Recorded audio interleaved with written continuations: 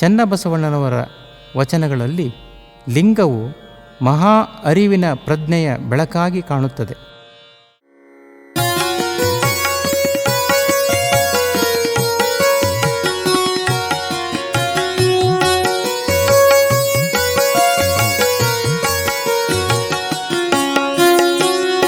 ಆಕಾಶದಲ್ಲಿ ಆಡುವ ಪಟಕ್ಕಾದರೂ, ಆಕಾಶದಲ್ಲಿ ಆಡುವ ಪಟಕ್ಕಾದರೂ ಮೂಲ ಸೂತ್ರವಿರಬೇಕು, ಮೂಲ ಸೂತ್ರವಿರಬೇಕು. ಆಕಾಶದಲ್ಲಿ ಆಡುವ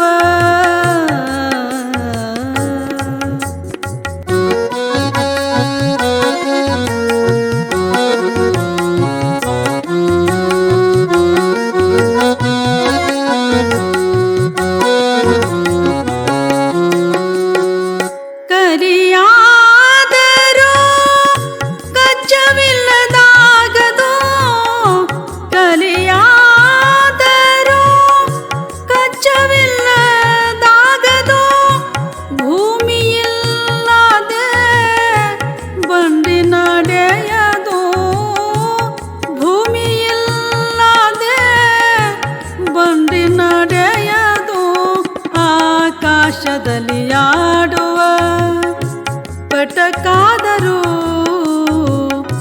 ಮೂಲ ಸೂತ್ರವಿರಬೇಕು. ಆಕಾಶದಲ್ಲಿ ಆಡುವ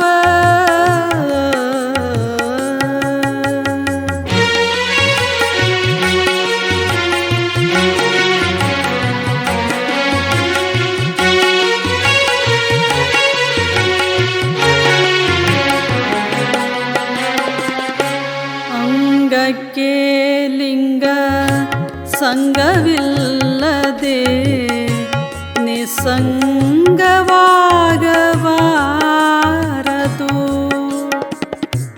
ಅಂಗಕ್ಕೆ ಲಿಂಗ ಸಂಗವಿಲ್ಲದೆ ನಿಸ್ಸಂಗವಾಗಬಾರದು.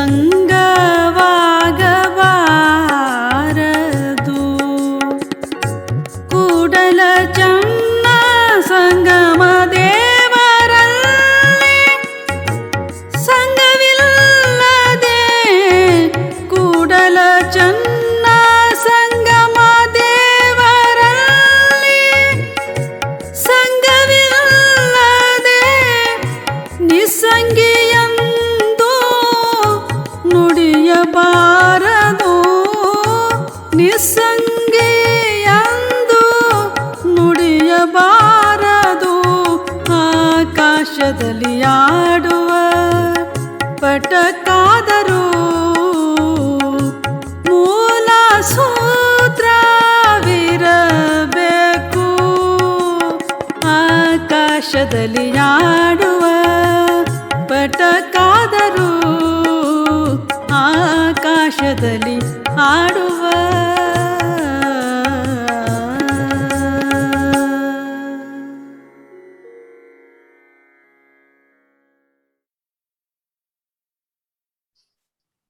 ಓಂ ಶ್ರೀ ಗುರು ಬಸವಲಿಂಗಾಯ ನಮಃ. ಇವತ್ತು ಶನಿವಾರ ಮೇ 8ನೇ ತಾರೀಕು. ಧಾರವಾಡ ಬಸವ ಸಮಿತಿಯಿಂದ ಬಸವ ಪಥಿಕರು ಮಾಲಿಕೆಯ ಅಡಿಯಲ್ಲಿ ಶರಣ ಶ್ರೀ ಎಂ.ಆರ್. ಸಾಕರೆ ಅವರ ಬದುಕು ಮತ್ತು ಸಾಧನೆಯ ಕುರಿತು ಇವತ್ತು ಚಿಂತನೆ ಮಾಡಲಿಕ್ಕೆ ಶ್ರೀಮತಿ ಹನುಮಾಕ್ಷಿ ಗೋಗಿ ಅವರು ಆಗಮಿಸಿದ್ದಾರೆ. ಅವರಿಗೆ ಧಾರವಾಡ ಬಸವ ಸಮಿತಿ, ಕಲಬುರಗಿ ಮತ್ತು ಬೆಂಗಳೂರು ಬಸವ ಸಮಿತಿಗಳ ಪರವಾಗಿ ಹಾಗೂ ಆನ್ಲೈನ್ ವೀಕ್ಷಕರ ಪರವಾಗಿ ಸ್ವಾಗತ ಮತ್ತು ಸುಸ್ವಾಗತವನ್ನ ಬಯಸ್ತಾ ಇದ್ದೇನೆ. ಶ್ರೀಮತಿ ಹನುಮಾಕ್ಷಿ ಚಂದ್ರಪ್ಪ ಗೋಗಿ ಅವರು ರಾಯಚೂರು ಜಿಲ್ಲೆಯ ಲಿಂಗಸುಗೂರಿನ ಉಪ್ಪಾರ ಸಮುದಾಯದಲ್ಲಿ 1955ರಲ್ಲಿ ಜನಿಸಿ 1974ರಲ್ಲಿ BA ಪದವಿಯನ್ನ ಪ್ರಥಮ ದರ್ಜೆಯಲ್ಲಿ ತೇರ್ಗಡೆಯಾಗಿ, ತದನಂತರ 76ರಲ್ಲಿ ಕನ್ನಡ MA ಪದವಿಯನ್ನ ಕರ್ನಾಟಕ ವಿಶ್ವವಿದ್ಯಾಲಯದಿಂದ 3 ಸುವರ್ಣ ಪದಕಗಳೊಂದಿಗೆ ಪ್ರಥಮ ಸ್ಥಾನದಲ್ಲಿ ತೇರ್ಗಡೆಯಾಗಿದ್ದಾರೆ ಅಂತ ಹೇಳಲಿಕ್ಕೆ ಸಂತೋಷ ಅನಿಸ್ತಾ ಇದೆ. ಜೊತೆಗೆ 1976ರಲ್ಲಿ ಶಾಸನಗಳ ಮೇಲೆ ಡಿಪ್ಲೊಮಾ ಕೋರ್ಸ್ ಸಹಿತ ಪ್ರಥಮ ದರ್ಜೆಯಲ್ಲಿ ಕರ್ನಾಟಕ ವಿಶ್ವವಿದ್ಯಾಲಯದಿಂದ ತೇರ್ಗಡೆ ಆಗಿದ್ದು, 1987ರಲ್ಲಿ ಸಹಕಾರ ಇಲಾಖೆಯ ಡಿಪ್ಲೊಮಾ ಪ್ರಥಮ ಶ್ರೇಣಿಯಲ್ಲಿ ಬೆಂಗಳೂರಿನ ಸಹಕಾರ ತರಬೇತಿ ಕಾಲೇಜಿನಿಂದ ಪಾಸಾಗಿದ್ದಾರೆ. ತದನಂತರ 2001ರಲ್ಲಿ ವಿಶ್ವವಿದ್ಯಾಲಯ ಧನ ಸಹಾಯ ಆಯೋಗದ ರಾಷ್ಟ್ರೀಯ ಅರ್ಹತಾ ಪರೀಕ್ಷೆಯಲ್ಲಿ ಸಹಿತ ತೇರ್ಗಡೆ ಆಗಿದ್ದಾರೆ. ಇವರ ಪ್ರಕಟಿತ ಪುಸ್ತಕಗಳು ಬಹಳಷ್ಟು ಇದೆ. 1983ರಿಂದ 2019ರವರೆಗೆ ಸುಮಾರು 25 ಗ್ರಂಥಗಳು ಈಚೆ ಬಂದಿದ್ದಾವೆ. ಅದರಲ್ಲಿಯೂ ಸಹಿತ ಶಾಸನಗಳ ಬಗ್ಗೆ ಹೆಚ್ಚಿನ ಗ್ರಂಥಗಳು ಬರೆದಿದ್ದಾರೆ. ಅಭಿನಂದನಾ ಗ್ರಂಥಗಳು, ಪ್ರಬಂಧಗಳು, ಸಂಶೋಧನಾ ಗ್ರಂಥಗಳು, ಪುರಾಣ ಸಂಪಾದನೆ. ಬೀದರ್ ಜಿಲ್ಲೆ, ಕಲಬುರಗಿ, ಮುದ್ನೂರು, ಯಡ್ರಾಮಿ, ಲಕ್ಕುಂಡಿ, ಹುಬ್ಬಳ್ಳಿ, ಹಾನಗಲ್ ಸ್ಥಳಗಳಿಗೆ ಸಂಬಂಧಪಟ್ಟ ಶಾಸನಗಳ ಗ್ರಂಥ ರಚನೆ ಶ್ರೀಮತಿ ಕಮಲಾಕ್ಷಿ ಗೋಗಿ ಅವರದು. ಇನ್ನ ಬರಲಿರುವ 11 ಗ್ರಂಥಗಳು ಸಹಿತ ಹೈದರಾಬಾದ್ ಕರ್ನಾಟಕ ಭಾಗದ ಜೈನ ಶಾಸನಗಳು, ಧಾರವಾಡ, ಗದಗ್, ಬಾಗಲಕೋಟೆ, ಕುಕನೂರು, ಹೂಲಿ, ಮುಳುಗುಂದು, ಯಾದಗಿರಿ, ಕಲಘಟಗಿ ತಾಲೂಕಿಗೆ ಸಂಬಂಧಪಟ್ಟದ ಶಾಸನಗಳ ಪುಸ್ತಕಗಳು ಸಹಿತ ಈಗ ಬರ್ತಾ ಇದ್ದಾವೆ. ಇವರು ಪಡೆದ ಪುರಸ್ಕಾರಗಳು ಅನೇಕ. 1991ರಿಂದ ಆಡಳಿತಾತ್ಮಕ ಸೇವೆಗೆ ಸನ್ಮಾನವನ್ನ ಪಡೆದುಕೊಂಡಿದ್ದಾರೆ. ಶಾಸನ ಕೃತಿಗಳಿಗೆ ಬಹುಮಾನಗಳು, ಪ್ರಶಸ್ತಿಗಳನ್ನು ಸಹಿತ ಗಿಟ್ಟಿಸಿಕೊಂಡಿದ್ದಾರೆ. ಸುಮಾರು 28 ಬಹುಮಾನಗಳನ್ನ ಪಡೆದುಕೊಂಡ ಶ್ರೇಯಸ್ಸು ಗೋಗಿ ಅವರಿಗೆ ಸಲ್ತಾ ಇದೆ. ಇವರ ಸೇವೆ ನಾವು ಗಮನಿಸಿದಾಗ 1980ರಲ್ಲಿ ಕನ್ನಡ ಉಪನ್ಯಾಸಕಿಯಾಗಿ ಕರ್ನಾಟಕ ವಿಶ್ವವಿದ್ಯಾಲಯ ಧಾರವಾಡ, 82ರಲ್ಲಿ ಕನ್ನಡ ಉಪನ್ಯಾಸಿಕೆಯಾಗಿ ಕರ್ನಾಟಕ ಕಾಲೇಜು ಧಾರವಾಡ, ಹಾಗೂ 87ರಿಂದ 83ರವರೆಗೆ ಗುಲ್ಬರ್ಗಾದ ನೂತನ ಮಹಾವಿದ್ಯಾಲಯದಲ್ಲಿ ಉಪನ್ಯಾಸಕಿಯಾಗಿದ್ದಾರೆ. 83ರಿಂದ 86ರವರೆಗೆ ಸರ್ಕಾರಿ ಕಿರಿಯ ಮಹಾವಿದ್ಯಾಲಯದಲ್ಲಿ ಉಪನ್ಯಾಸಕಿಯಾಗಿ ಸೇವೆ ಸಲ್ಲಿಸಿ, ತದನಂತರ 2002ರಿಂದ 2005ರವರೆಗೆ ಸದಸ್ಯೆಯಾಗಿ ಶಾಸನಶಾಸ್ತ್ರ ವಿಭಾಗದ ಅಧ್ಯಯನ ಮಂಡಳಿ, ಹಂಪಿ ಕನ್ನಡ ವಿಶ್ವವಿದ್ಯಾಲಯದಲ್ಲಿ ಸೇವೆಯನ್ನ ಸಲ್ಲಿಸಿದ್ದಾರೆ. ಇವರು ಸಹಕಾರ ಇಲಾಖೆಯಲ್ಲಿ ಕೆಎಎಸ್ ಆಫೀಸರ್ ಪಾಸಾಗಿ 1986ರಿಂದ 94ರವರೆಗೆ ಸಹಾಯಕ ನಿಬಂಧಕರಾಗಿ ಧಾರವಾಡ, ಕಾರವಾರ, ಹಾವೇರಿ, ಸವಣೂರುಗಳಲ್ಲಿ ಉಪವಿಭಾಗಗಳಲ್ಲಿ ಸೇವೆಯನ್ನ ಕೆಎಸ್ ಅಧಿಕಾರಿಯಾಗಿ ಸಲ್ಲಿಸಿ 96ರಿಂದ 98ರವರೆಗೆ ಉಪನಿಬಂಧಕರಾಗಿ ಪದೋನ್ನತಿಯನ್ನ ಪಡೆದುಕೊಂಡು 2000 ಇಸ್ವಿನಲ್ಲಿ ಎಂಕೆ ಹುಬ್ಬಳ್ಳಿಯಲ್ಲಿ ಇರತಕ್ಕಂಥ ಮಲಪ್ರಭಾ ಸಹಕಾರಿ ಸಕ್ಕರೆ ಕಾರ್ಖಾನೆಯಲ್ಲಿ ಕಾರ್ಯದರ್ಶಿಯಾಗಿ ಸೇವೆಯನ್ನ ಮಾಡಿದ್ದಾರೆ. 2007ರಲ್ಲಿ ಸಂಯುಕ್ತ ನಿಬಂಧಕರಾಗಿ ಪದೋನ್ನತಿಯನ್ನ ಪಡೆದುಕೊಂಡು MD ಅಂದ್ರೆ ವ್ಯವಸ್ಥಾಪಕ ನಿರ್ದೇಶಕರಾಗಿ ಸಹಿತ ಸೇವೆಯನ್ನ ಮಾಡಿದ ಶ್ರೇಯಸ್ಸು ಅವರಿಗೆ ಸಲ್ತಾ ಇದೆ. ತದನಂತರ 2009ರಲ್ಲಿ ಕಾಡಾ ಅಂತ ಏನ್ ಕರಿತಾ ಇದ್ದೀವಿ, ಭೂ ಅಭಿವೃದ್ಧಿ ಅಧಿಕಾರಿಯಾಗಿ ಸಹಿತ ಸೇವೆ ಮಾಡಿದ್ದಾರೆ. 2015ರಲ್ಲಿ ಅಪರ ನಿಬಂಧಕರಾಗಿ ಅಂದ್ರೆ ಅಡಿಷನಲ್ ರಿಜಿಸ್ಟರ್ ಆಗಿ ಪದೋನ್ನತಿಯನ್ನ ಪಡೆದುಕೊಂಡಿದ್ದಾರೆ. ಸಂಘಟನೆ ಮತ್ತು ಸಾಮಾಜಿಕ ಸೇವೆಯನ್ನ ಗಮನಿಸಿದಾಗ ಶಾಸನಕ್ಕೆ ಸಂಬಂಧಪಟ್ಟಂತೆ ಯೋಗಕ್ಕೆ ಜಿಲ್ಲಾ ಅಧ್ಯಕ್ಷರಾಗಿ, ಇತಿಹಾಸ, ರೋಟರಿ ಕ್ಲಬ್ ಸದಸ್ಯೆಯಾಗಿ, ವೀರಶೈವ ಲಿಂಗಾಯತ ಪರಿಣತರ ಸಮಿತಿಯಲ್ಲಿ ಸಹಿತ ಕರ್ನಾಟಕ ಸರ್ಕಾರದ ರಚನೆ ಮಾಡಿದ್ರಲ್ಲಿ ಸಹಿತ ಸದಸ್ಯೆಯಾಗಿ ಸೇವೆಯನ್ನ ಮಾಡಿದ ಸೌಭಾಗ್ಯ ಅವರಿಗೆ ಸಲ್ತಾ ಇದೆ. ಜೊತೆಗೆ ಆಜೀವ ಸದಸ್ಯರಾಗಿ ಹಲವಾರು ಸಂಘ ಸಂಸ್ಥೆಗಳಲ್ಲಿ ತಮ್ಮ ಕಾರ್ಯಚಟುವಟಿಕೆಗಳನ್ನ ವಿಸ್ತರಿಸಿದ್ದಾರೆ. ಅದಲ್ಲದೆ ಸುಮಾರು ಸಮಾಜಕ್ಕೆ ಉಪಯುಕ್ತವಾಗಿರತಕ್ಕಂಥ, ಸಮಾಜದ ಸ್ವಾಸ್ಥ್ಯವನ್ನು ನಿರ್ಮಿಸತಕ್ಕಂಥ ಹಲವಾರು ಲೇಖನಗಳನ್ನ ಪ್ರಕಟ ಆಗಿದ್ದಾವೆ. ಪ್ರಮುಖವಾಗಿ ದೇವದಾಸಿ ಸಂಪ್ರದಾಯದಿಂದ ಆಗತಕ್ಕಂಥ ಪರಿಣಾಮಗಳ ಬಗ್ಗೆ, ಮಹಿಳಾ ಸಬಲೀಕರಣದ ಬಗ್ಗೆ ಅವರು ಲೇಖನಗಳನ್ನ ಪ್ರಕಟ ಆಗಿದ್ದಾವೆ. ಜೊತೆಗೆ ಹಲವಾರು ವಿಚಾರಗೋಷ್ಠಿಗಳಲ್ಲಿ ಅವರು ಪ್ರಬಂಧಗಳನ್ನ ಮಂಡಿಸಿದ್ದಾರೆ. ಅದರಲ್ಲೂ ಕರ್ನಾಟಕ ಇತಿಹಾಸ ಅಕಾಡೆಮಿ, ವಿಜಯನಗರ ಇತಿಹಾಸ, ಭಾರತೀಯ ಶಾಸನಶಾಸ್ತ್ರ ಮತ್ತು ವಾರ್ಷಿಕ ಸಮ್ಮೇಳನ, ಲಕ್ಕುಂಡಿ ಉತ್ಸವ, ಹೀಗೆ ಹಲವಾರು ಉತ್ಸವಗಳಲ್ಲಿ, ಸಮ್ಮೇಳನಗಳಲ್ಲಿ ಭಾಗಿಯಾಗಿ ಸುಮಾರು 100 ಉಪನ್ಯಾಸಗಳನ್ನು ನೀಡಿದ್ದಾರೆ. ಇಲಾಖೆಯ ಕಾರ್ಯಕ್ರಮಗಳಲ್ಲಿ ಸಹಿತ ಭಾಗವಹಿಸಿ ಹಲವಾರು ಉದ್ಘಾಟನೆಗಳನ್ನ ಮಾಡಿದ ಶ್ರೇಯಸ್ಸು ಅವರಿಗೆ ಸಲ್ತಾ ಇದೆ. ಇದರ ಜೊತೆಗೆ ಹನುಮಾಕ್ಷಿ ಗೋಗಿ ಅವರು ಆಕಾಶವಾಣಿ ಕಾರ್ಯಕ್ರಮದಲ್ಲಿ ಸಹಿತ ಸುಮಾರು 9 ಕಾರ್ಯಕ್ರಮಗಳಲ್ಲಿ ಭಾಗಿಯಾಗಿದ್ದಾರೆ. ಅದರಲ್ಲೂ ರೂಪಕ, ಚರ್ಚೆ, ನಾಟಕ, ನೇರ ಫೋನ್ ಇನ್ ಕಾರ್ಯಕ್ರಮ, ಇಷ್ಟೆಲ್ಲ ಅಲ್ಲದೆ ಗೋಗಿ ಅವರ ಒಂದು ಆಶ್ಚರ್ಯ ನಾವು ನೋಡ್ಬೇಕಂದ್ರೆ ಒಂದು ರೀತಿ ಚಳುವಳಿ ಹೆಣ್ಮಗಳು ಅಂತ ಕರಿಬಹುದು, ಕ್ರಾಂತಿಕಾರಿ ಹೆಣ್ಮಗಳು ಅಂತ ಕರಿಬಹುದು. ಗೋಕಾಕ್ ಏನು ಚಳುವಳಿ ಅಂತ ನಾವ್ ಏನ್ ಕರಿತಾ ಇದ್ದೀವಿ, ಆ ಗೋಕಾಕ್ ಚಳುವಳಿನಲ್ಲಿ ಸಹಿತ ಭಾಗವಹಿಸಿ 3 ದಿವಸ ಸೆರೆಮನೆ ವಾಸ ಅನುಭವಿಸಿದ್ದಾರೆ. ಇಂಥ ಒಂದು ಒಬ್ಬ ಉಪನ್ಯಾಸಕಿ ನಮ್ಮೊಂದಿಗೆ ಇವತ್ತಿದ್ದಾರೆ. ಇವತ್ತು ಬಸವಪತಿಕರು ಆ ಅಡಿನಲ್ಲಿ ಶೀರ್ಷಿಕೆನಲ್ಲಿ ಬರತಕ್ಕಂತ ಶರಣ ಎಂ.ಆರ್. ಸಾಕ್ರೆ ಅವರ ಸಾಧನೆ ಮತ್ತು ಬದುಕಿನ ಬಗ್ಗೆ ಇವತ್ತು ಅವರು ಉಪನ್ಯಾಸ ನೀಡ್ಲಿ, ಅವರ ಬಗ್ಗೆ ನಮಗೆ ತಿಳುವಳಿಕೆಯನ್ನು ನೀಡ್ಲಿ ಅಂತ ಧಾರವಾಡ, ಕಲಬುರಗಿ ಹಾಗೂ ಬೆಂಗಳೂರು ಬಸವ ಸಮಿತಿಗಳ ಮೂಲಕ ಹಾಗೂ ಆನ್ಲೈನ್ ವೀಕ್ಷಕರ ಮೂಲಕ ಅವರಲ್ಲಿ ವಿನಂತಿಸಿಕೊಳ್ಳುತ್ತಾ ಇದ್ದಾನೆ. ಸರ್ವರಿಗೂ ಶರಣಾರ್ಥಿ. ಎಲ್ಲರಿಗೂ ನಮಸ್ಕಾರಗಳು. ಒಂದು ಮಾತಿದೆ, ಸಾವಿರಕ್ಕೊಬ್ಬ ಕವಿ ಹುಟ್ಟುತ್ತಾನೆ, ಲಕ್ಷಕ್ಕೊಬ್ಬ ಪಂಡಿತ ಹುಟ್ಟುತ್ತಾನೆ, ಕೋಟಿಗೊಬ್ಬ ದಾನ್ಯ ಹುಟ್ಟಬಹುದು, ಹುಟ್ಟಲಿಕ್ಕಿಲ್ಲ. ತ್ಯಾಗವೀರರಾಗಿ ಹಲವಾರು ಜನ ಸಂತರು, ಮಹಾಂತರು, ಮಹಾನುಭಾವರುಗಳು ಈ ಸಮಾಜವನ್ನ ಉದ್ಧರಿಸುವಲ್ಲಿ ಸಾಕಷ್ಟು ಕೆಲಸ ಕಾರ್ಯಗಳನ್ನ ಮಾಡ್ತಾ ಹೋಗ್ತಾರೆ. ಅಂತಹ ಒಂದು ಸಮಾಜ ಕಾರ್ಯದಲ್ಲಿ ಕಟ್ಟಿ ಬೆಳೆಸಿದಂತಹ ಉತ್ತರ ಕರ್ನಾಟಕದ ಸುಪ್ರಸಿದ್ಧ ಸಂಸ್ಥೆ ಕರ್ನಾಟಕ ಲಿಂಗಾಯತ ಶಿಕ್ಷಣ ಸಂಸ್ಥೆ. ನಾನು ಉತ್ತರ ಕರ್ನಾಟಕ ಅನ್ನುವಂತಹ ಮಾತನ್ನ ಯಾಕೆ ಬಳಸ್ತಾ ಇದ್ದೀನಿ ಅಂತಂದ್ರೆ, ಮೂಲತಃ ಅದು ಉತ್ತರ ಕರ್ನಾಟಕದ ಎಲ್ಲ ಬಡ ವಿದ್ಯಾರ್ಥಿಗಳಿಗೆ ಶಿಕ್ಷಣವನ್ನ ಕೊಡುವಂತಹ ಸಲುವಾಗಿ ಹುಟ್ಟಿಕೊಂಡಿರ್ತಕ್ಕಂತಹ ಸಂಸ್ಥೆ. ಪ್ರಾರಂಭದಲ್ಲಿ ಅದರ ಉದ್ದೇಶ ಉತ್ತರ ಕರ್ನಾಟಕವೇ ಆಗಿದ್ದರೂ ಕೂಡ ಬರಬರ್ತಾ ಅದು ಇಂದು ಕರ್ನಾಟಕ, ಮಹಾರಾಷ್ಟ್ರ, ದೆಹಲಿ ಮತ್ತು ದುಬೈ ಹೀಗೆ ಕೇವಲ ದೇಶದಲ್ಲಷ್ಟೇ ಅಲ್ಲ, ಅಂತಾರಾಷ್ಟ್ರೀಯ ಮಟ್ಟದ ಖ್ಯಾತಿಯನ್ನ ಗಳಿಸಿಕೊಂಡಿರ್ತಕ್ಕಂಥ ಒಂದು ಸಂಸ್ಥೆ. ಇವತ್ತು ನಾವು ಕಾಣ್ತಕ್ಕಂಥ ಈ ಸಂಸ್ಥೆ ನಡೆಸ್ತಕ್ಕಂತಹ ಶೈಕ್ಷಣಿಕ ಸಂಸ್ಥೆಗಳು 254ಕ್ಕಿಂತಲೂ ಹೆಚ್ಚು. ನಾವೀಗ ನೋಡೋದು ಒಂದು ಮಹೋನ್ನತ ಸಂಸ್ಥೆಯಾಗಿ ಲಕ್ಷಗಟ್ಟಲೆ ವಿದ್ಯಾರ್ಥಿಗಳಿಗೆ ವಿದ್ಯಾರ್ಜನೆಯನ್ನ ಮಾಡ್ಲಿಕ್ಕೆ ಅವಕಾಶ ಮಾಡಿಕೊಟ್ಟಂತಹ, ಸಾವಿರಾರು ಜನ ಸಿಬ್ಬಂದಿಯನ್ನ ಹೊಂದಿರತಕ್ಕಂತಹ ಒಂದು ಬೃಹತ್ತಾದ ಮಹತ್ತಾದ ಸಂಸ್ಥೆ ನಮಗಿವತ್ತು ಕಾಣಿಸ್ತಾ ಇದೆ. ನಾವೆಲ್ಲ ಯಾವತ್ತು ದೊಡ್ಡ ದೊಡ್ಡ ಕಟ್ಟಡಗಳನ್ನ ನೋಡಿ ಬೆರಗು ಪಟ್ಕೊಳ್ತೀವಿ, ಆದ್ರೆ ಆ ಕಟ್ಟಡದ ಅಡಿಪಾಯ ಕೆಲವು ಸಾರಿ ನೆಲದಲ್ಲಿಯೇ ಮುಚ್ಚಿ ಹೋಗಿರ್ತದೆ. ಬಹಳಷ್ಟು ಬಾರಿ ನಮ್ಮ ಕಣ್ಣಿಗೆ ಅದು ಕಾಣೋದೇ ಇಲ್ಲ.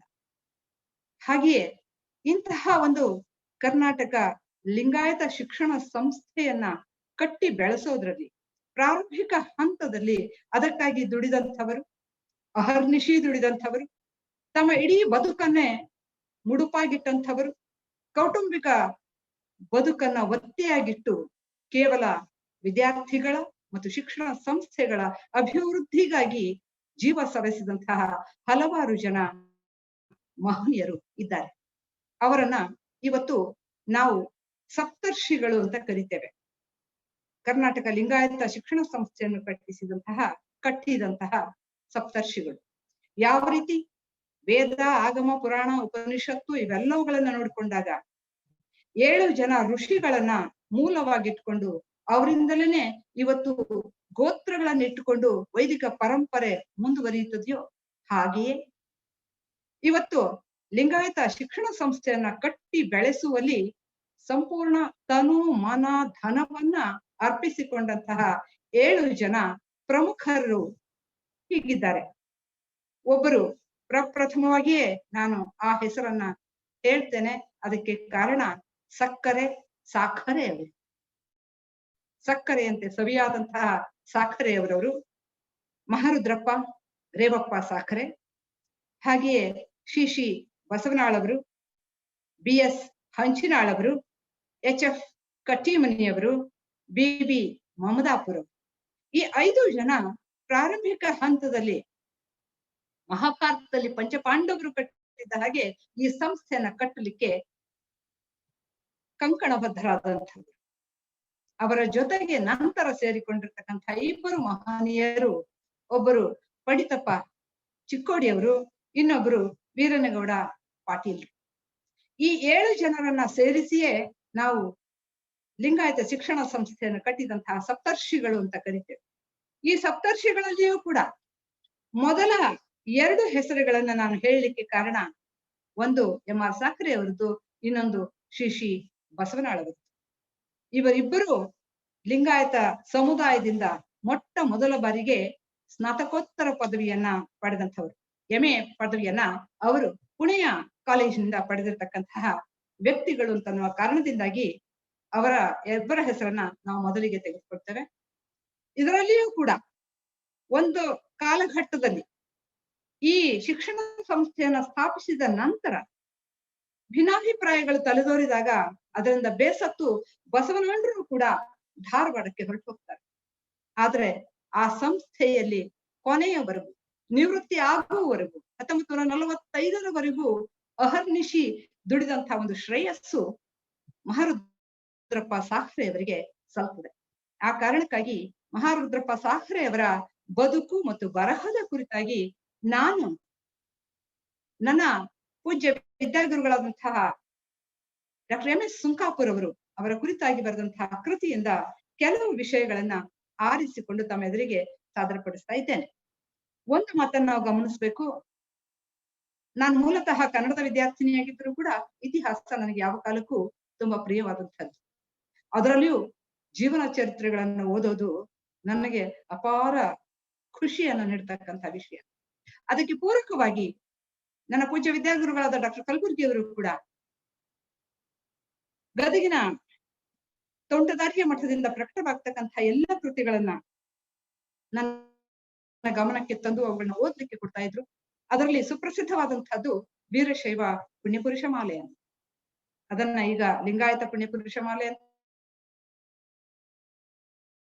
ಹೆಸರು ಬದಲಾಯಿಸಿಕೊಂಡಿದ್ರು ಕೂಡ ಈ ಲಿಂಗಾಯತ ಧರ್ಮವನ್ನ ಕಟ್ಟಿ ಬೆಳೆಸಿದಂತಹ ಮಹನೀಯರ ಕುರಿತಾಗಿ ಇದುವರೆಗೂ ಸುಮಾರು 350ಕ್ಕೂ ಮಿಕ್ಕು ಪುಣ್ಯಪುರುಷರ ಕುರಿತಾಗಿ ಚಿಕ್ಕ ಚಿಕ್ಕ ಪುಸ್ತಿಕೆಗಳನ್ನ ಜನಸಾಮಾನ್ಯರಿಗಾಗಿ ಬರೆಸಿದ್ರು, ಪ್ರಕಟಿಸಿದ್ರು. ಹಾಗಾಗಿ ಆ ಪ್ರಕಟಣಾ ಸಂದರ್ಭದೊಳಗೆ ಈ ಎಲ್ಲ ಪುಣ್ಯಪುರುಷರ ಬಗ್ಗೆ, ಮಹಾಪುರುಷರ ಬಗ್ಗೆ, ಈ ಸಮಾಜವನ್ನ ಕಟ್ಟಿದಂಥವರ ಬಗ್ಗೆ ಓದುವಂತಹ ಒಂದು ಸೌಭಾಗ್ಯ ನನಗೆ ಪ್ರಾಪ್ತವಾಗಿತ್ತು. ಅದೇ ಸಂದರ್ಭದಲ್ಲಿ ಎಂ.ಆರ್. ಸಾಕ್ರೆ ಅವರ ಕುರಿತಾಗಿಯೂ ಕೂಡ ನಾನು ಕೆಲವು ವಿಷಯಗಳನ್ನ ಅರ್ಥ ಮಾಡ್ಕೊಂಡಿದ್ದೆ, ಓದಿದ್ದೆ, ತಿಳಿದುಕೊಂಡಿದ್ದೆ. ಹಾಗಾಗಿ ಇವತ್ತು ಎಂ.ಆರ್. ಸಾಕ್ರೆ ಅವರ ಕುರಿತಾಗಿ, ಅವರ ಬದುಕು ಮತ್ತು ಬರಹದ ಕುರಿತಾಗಿ, ಅವರ ಸಮರ್ಪಣಾ ಭಾವದ ತ್ಯಾಗ ಜೀವನದ ಕುರಿತಾಗಿ, ಅವರ ಪ್ರಾಮಾಣಿಕತೆ, ದಕ್ಷತೆ, ಪಾಂಡಿತ್ಯ, ವಿದ್ವಾಂಸತೆ, ಇವೆಲ್ಲವುಗಳನ್ನ, ವಿದ್ವತ್ತು, ಇವುಗಳ ಕುರಿತಾಗಿ ತಮ್ಮ ಎದುರಿಗೆ ಕೆಲವು ಮಾತುಗಳನ್ನ ಇವತ್ತು ಸಾದರಪಡಿಸಲಿಕ್ಕೆ ಇಷ್ಟಪಡ್ತಾ ಇದ್ದೇನೆ. ಸಾಖರೆ ಮರಾಠಿ ಶಬ್ದ ಇದು. ಸಾಖರ್, ಸಾಖರ್ ಅಂದ್ರೆ ಕನ್ನಡದಲ್ಲಿ ಅದು ಸಕ್ಕರೆ. ಸಾಖರೆ ಮನೆತನದವರು ಸಕ್ಕರೆ, ಬಹುಶಃ ಸಕ್ಕರೆ ವ್ಯಾಪಾರವನ್ನ ಮಾಡ್ತಕ್ಕಂಥ ಮನೆತನದವರು ಆಗಿದ್ರಿಂದಾಗಿ ಇವರಿಗೆ ಸಾಖರೆಯವರು ಅಂತಕ್ಕಂತಹ ಒಂದು ಅಡ್ಡ ಹೆಸರು ಬಂತೇನೋ ಅಂತ ನಾನು ಅಂದ್ಕೊಳ್ತೇನೆ. ಎಂ.ಆರ್. ಸಾಖರೆ ಅವರ ಮೂಲ ಊರು ರಾಜಗುಡಿ ಅಂತ, ಈಗ ಕೊಲ್ಹಾಪುರ ಜಿಲ್ಲೆಯಲ್ಲಿ ಇರ್ತಕ್ಕಂಥ ಒಂದು ಚಿಕ್ಕ ಹಳ್ಳಿ. ಇಂತಹ ಹಳ್ಳಿಯಲ್ಲಿದ್ದಂತಹ ಮನೆತನ ಸಾಖರೆ ಅವರು. ತಂದೆ ರೇವಪ್ಪನವರು, ತಾಯಿ ಮಲ್ಲಮ್ಮನವರ ಊರು ತವರು ಮನೆ ಯಮಕನಮರಡಿ, ಬೆಳಗಾವಿ ಹತ್ರ ಇರ್ತಕ್ಕಂಥದ್ದು. ತಮಗೆಲ್ರಿಗೂ ಈ ರಾಷ್ಟ್ರೀಯ ಹೆದ್ದಾರಿಯಲ್ಲಿ ಹೋಗ್ಬೇಕಾದ್ರೆ ಸಿಗ್ತಕ್ಕಂಥ ಒಂದು ಊರು. ಆ ಯಮಕನಮರಡಿಯ ಮುಗೇರಿಯರ ಮನೆತನದಲ್ಲಿ ಹುಟ್ಟಿದಾಕೆ ಮಲ್ಲಮ್ಮ. ಇವರಿಬ್ಬರ ಮದುವೆ ಆಗ್ತದೆ. ಅವರಿಗೆ ಹುಟ್ಟಿದಂತಹ ಇಬ್ಬರು ಮಕ್ಕಳು, ಮೊದಲನೆಯವನು ವಿರೂಪಾಕ್ಷ, ಎರಡನೆಯವರೇ ಮಹಾರುದ್ರಪ್ಪನವರು. 1892ರಲ್ಲಿ ಇವರ ಜನನ ಆಗ್ತದೆ ಯಮಕನಮರಡಿಯಲ್ಲಿ. ಅದಾದ ನಂತರ ಅವರು ಇನ್ನೂ ಚಿಕ್ಕ ಮಗುವಾಗಿರ್ತಾರೆ. ತಂದೆ ಮನೆತನದ ಮೂಲ ಭಾಷೆ ಕನ್ನಡ, ಆದ್ರೆ ವ್ಯಾವಹಾರಿಕ ಭಾಷೆ ಮರಾಠಿ ಆದ್ರಿಂದಾಗಿ ಅವರು ಚಿಕ್ಕ ಪುಟ್ಟ ಕಿರಾಣಿ ಅಂಗಡಿಯನ್ನು ಇಟ್ಕೊಂಡು ನಡೆಸ್ತಾ ಇದ್ದಿದ್ರಿಂದಾಗಿ ಇವರು ಕೂಡ ಸ್ಕೂಲಿಗೆ ಹೋಗ್ತಾ ಇದ್ದಂತಹ ಮಹಾರುದ್ರಪ್ಪನವರು ಚಿಕ್ಕವರಿದ್ದಾಗಿಂದಲೇ ಆ ಅಂಗಡಿಯಲ್ಲಿ ತಂದೆಯ ಜೊತೆಗೆ ಕುಳಿತುಕೊಳ್ತಕ್ಕಂತಹ, ನೋಡ್ತಕ್ಕಂತಹ, ವ್ಯವಹಾರವನ್ನ ಗಮನಿಸ್ತಕ್ಕಂತಹ ಕೆಲಸದಲ್ಲಿ ತೊಡಗಿಕೊಂಡಿರ್ತಾರೆ. ಅದೇ ಸಂದರ್ಭದಲ್ಲಿ ತಂದೆ ಮರಣವನ್ನು ಹೊಂದ್ತಾರೆ. ಹಾಗಾಗಿ ಅಣ್ಣ ವಿರೂಪಾಕ್ಷ, ನಾನು ಕಷ್ಟಪಟ್ಟಾದ್ರೂ ಚಿಂತೆ ಇಲ್ಲ, ನನ್ನ ತಮ್ಮನನ್ನು ನಾನು ವಿದ್ಯಾಭ್ಯಾಸ ಕೊಡಿಸ್ತೇನೆ, ಅವನನ್ನು ಸರಿಯಾಗಿ ಓದಿಸ್ತೇನೆ ಅಂತ ತುಂಬಾ ಆಸೆಯಿಂದ ತನ್ನ ತಾಯಿ ಮುಂದೆ ಹೇಳ್ಕೊಳ್ತಾ ಇರ್ತಾರೆ. ಆದರೆ ಮುಂದೆ ಕೆಲವೇ ದಿನಗಳಲ್ಲಿ ಮಹಾರುದ್ರಪ್ಪನವರು 4ನೇ ಎತ್ತೆ ಪಾಸಾಗಿ 5ನೇ ಎತ್ತಕ್ಕೆ ಬರುವಷ್ಟರಲ್ಲೇನೆ ವಿರೂಪಾಕ್ಷಪ್ಪನವರು ಕೂಡ ತೀರ್ಕೊಳ್ತಾರೆ. ಆ ಸಂದರ್ಭದಲ್ಲಿ ಇವರ ಈ ಕಷ್ಟವನ್ನ ಕಂಡಂತಹ, ದುಃಖವನ್ನ ಕಂಡಂತಹ ತವರು ಮನೆ ಮುಗೇರಿ ಮನೆತನದವರು ಅವರ ಅಣ್ಣ, ಅಂದ್ರೆ ಈ ಮಲ್ಲಮ್ಮನವರ ಅಣ್ಣ ಮಹಾರುದ್ರಪ್ಪನವರ ಸೋದರ ಮಾವ ಇವರನ್ನ ಯಮಕನ ಮರಡಿಗೆ ಕರೆದುಕೊಂಡು ಬರ್ತಾರೆ. ಹಾಗಾಗಿ ರಾಜಗೋಳಿಯಲ್ಲಿ ಪ್ರಾಥಮಿಕ ಶಾಲಾ ಶಿಕ್ಷಣವನ್ನು ಪಡೆದಂತಹ ಇವರು ಮುಂದಿನ ವಿದ್ಯಾಭ್ಯಾಸವನ್ನ ತಾಯಿಯೊಂದಿಗೆ ಸೋದರ ಮಾವನ ಊರು ಯಮಕನ ಮರಡಿಯಲ್ಲಿ ಪಡೀತಾರೆ. ಈ ಪ್ರಾಥಮಿಕ ಶಿಕ್ಷಣವನ್ನ ಮುಗಿಸಿದ ನಂತರ ಅವರಿಗೆ ಮುಂದೆ ಎಲ್ಲಿ ಕಲಿಬೇಕು ಅನ್ನುವಂತಹ ಪ್ರಶ್ನೆ ಎದುರಾಗ್ತದೆ. ಅವರಿಗೆ ಬೇರೆ ಊರಿಗೆ ಕಲಿಸುವಂತಹ ಚೈತನ್ಯ, ಆರ್ಥಿಕ ಚೈತನ್ಯ ಸೋದರ ಮಾವನಿಗೆ ಇರೋದಿಲ್ಲ. ಅವರ ತುಂಬಾ ಚಿಂತಿತರಾದಂತಹ ಸಂದರ್ಭದಲ್ಲಿ ಯಮಕನ ಮರಡಿಯ ಶ್ರೀಮಂತರಾದಂತಹ ಉತ್ತೂರೈ ಸಿದ್ದರಾಮಪ್ಪನವರು ತಾವೇ ಸ್ವತಃ ಆ ಮಾತನ್ನ ಕೇಳಿ ಇವರ ಮನೆಗೆ ಬಂದು ಸೋದರ ಮಾವನಿಗೆ ಹೇಳಿ ಇವರಿಗೆ ಮುಂದಿನ ವಿದ್ಯಾಭ್ಯಾಸ ಕಲಿಯಲಿಕ್ಕೆ ಬೆಳಗಾವಿಗೆ ಕಳಿಸುವಂತಹ ಒಂದು ಏರ್ಪಾಟನ್ನ ಮಾಡ್ತಾರೆ. ಹಾಗಾಗಿ ಬೆಳಗಾವಿಗೆ ಚಕ್ಕಡಿಯಲ್ಲಿ ಹೊರಟಂತಹ ಮಗು ಮಹಾರುದ್ರಪ್ಪ ಬೆಳಗಾವಿಗೆ ಬಂದು ತಮಗೆ ಪರಿಚಯದ ಅಡತೆ ಅಂಗಡಿಯಲ್ಲಿ ತನ್ನ ಎಲ್ಲ ಸಾಮಾನುಗಳನ್ನ ಇಟ್ಟು ಬೆಳಿಗ್ಗೆ ಎದ್ದು ಸರ್ದಾರ್ ಹೈಸ್ಕೂಲ್ಗೆ ಹೋಗ್ತಾರೆ. ತಮಗೆಲ್ಲರಿಗೂ ಗೊತ್ತಿದೆ, ಇವತ್ತು ಸರ್ದಾರ್ ಹೈಸ್ಕೂಲ್ ಕಾಲೇಜ್ ರೋಡ್ ನಲ್ಲೇ ಇರ್ತಕ್ಕಂಥ ಒಂದು ಸುಪ್ರಸಿದ್ಧವಾದಂತಹ ಹೈಸ್ಕೂಲು. ಅದ್ರ ಎದುರಿಗೇನೆ ಈಗ ಲಿಂಗರಾಜ್ ಕಾಲೇಜ್ ಇದೆ. ಅಂತಹ ಸರ್ದಾರ್ ಹೈಸ್ಕೂಲ್ಗೆ ಹೋಗಿ ಅಲ್ಲಿರ್ತಕ್ಕಂಥ ಪ್ರಿನ್ಸಿಪಾಲ್ರು ಮ್ಯೂಲರ್ ಸಾಹೇಬ್ರು ಅಂತ, ಅವ್ರ ಹತ್ರ ಹೋಗಿ ನನಗೆ ಇಲ್ಲಿ ಪ್ರವೇಶವನ್ನ ಕೊಡ್ರಿ, ನಾನು ಕಲೀಲಿಕ್ಕೆ ಇಷ್ಟಪಟ್ಟಿದ್ದೀನಿ ಅಂತ ಹೇಳ್ತಾರೆ. ಆದ್ರೆ ಮ್ಯೂಲರ್ ಸಾಹೇಬ್ರು ಇಲ್ಲ, ನಿಮ್ಗೆ ಕೊಡ್ಲಿಕ್ಕೆ ಆಗೋದಿಲ್ಲ, ಇಲ್ಲಿ ಸೀಟುಗಳು ಇಲ್ಲ ಅಂತ ಸೂಚಿಸ್ತಾರೆ. ಇವರು ತಮ್ಮ ಅಂಕಪಟ್ಟಿಯನ್ನ ತೋರಿಸಿ ಗೋಗರಿತಾರೆ, ಕೇಳ್ತಾರೆ. ಏನ್ ಮಾಡಿದ್ರು ಕೂಡ ಪ್ರಿನ್ಸಿಪಾಲ್ರು ಒಪ್ಪೋದೇ ಇಲ್ಲ. ಅದರ ಜೊತೆಗೆ ಅದೇ ಸಂದರ್ಭದಲ್ಲಿ ಬಿ ಮಮದಾಪುರ ಅವರು ಕೂಡ ಪ್ರವೇಶಕ್ಕಾಗಿ ಹೋಗಿರ್ತಾರೆ. ಅವರಿಗೂ ಕೂಡ ಅಲ್ಲಿ ಪ್ರವೇಶ ನಿರಾಕರಿಸಲಾಗ್ತದೆ. ಹಾಗಾಗಿ ಬಹಳ ಬೇಸರಗೊಂಡಂತಹ ಮಹಾರುದ್ರಪ್ಪನವರು ವಾಪಸ್ಸು ಯಮಕನ ಮರಡಿಗೆ ಬರ್ತಾರೆ. ಬಹಳ ಬೇಸರ ಆಗಿರ್ತದೆ. ಮುಂದೆ ಓದೋದು ಎಲ್ಲಿ, ಹೇಗೆ, ಏನು, ಎತ್ತ ಅನ್ನುವಂತಹ ಚಿಂತೆ ಅವರನ್ನ ಕಾಡ್ತಾ ಇರ್ತದೆ. ಅದೇ ಸಂದರ್ಭದಲ್ಲಿ ಉತ್ತೂರೈ ಸಿದ್ದರಾಮಪ್ಪನವರು ಬೇಡ, ಬೆಳಗಾವಿಯಲ್ಲಿ ಆಗದೆ ಇದ್ರೆ ಆಗ್ಲಿಲ್ಲ, ಕೊಲ್ಹಾಪುರದಲ್ಲಿ ನೋಡೋಣ, ಪ್ರಯತ್ನ ಮಾಡೋಣ ಅಂತ ಹೇಳ್ತಾರೆ. ಅಲ್ಲಿ ಅವರು ಗೋಕಾಕದ ಮೂಲದಿಂದ ಬಂದಿರತಕ್ಕಂಥ ವೀರಬಸಪ್ಪ ಶ್ರೇಷ್ಠಿ ಅನ್ನುವರು ಅವರ ಸ್ನೇಹಿತರಾಗಿರ್ತಾರೆ. ಅವರಿಗೆ ಒಂದು ಪತ್ರವನ್ನು ಕೊಟ್ಟು ಕಳಿಸ್ತಾರೆ ಉತ್ತೂರಿ ಅವರು. ಕೊಲ್ಹಾಪುರದ ರಾಜಾರಾಮ್ ಹೈಸ್ಕೂಲ್ ನಲ್ಲಿದ್ದಂತಹ ವ್ಯಕ್ತಿಯವರು ಅವರಿಗೆ ಕೊಟ್ಟು ಕಳಿಸಿದ ನಂತರ ಅವರು ಅದನ್ನ ನೋಡಿ ರಾಜಾರಾಮ್ ಹೈಸ್ಕೂಲ್ ನಲ್ಲಿ ಇವರಿಗೆ ಪ್ರವೇಶವನ್ನ ದೊರಕಿಸಿಕೊಡ್ತಾರೆ. ಅಷ್ಟೇ ಅಲ್ಲ, ಒಂದು ಉಚಿತ ಭೋಜನಾಲಯಕ್ಕೂ ಕೂಡ ನಡೆಸ್ತಾ ಇರ್ತಾರೆ ಅವರು. ಅದರಲ್ಲಿ ಇವರನ್ನ ಸೇರಿಸಿಕೊಡ್ತಾರೆ.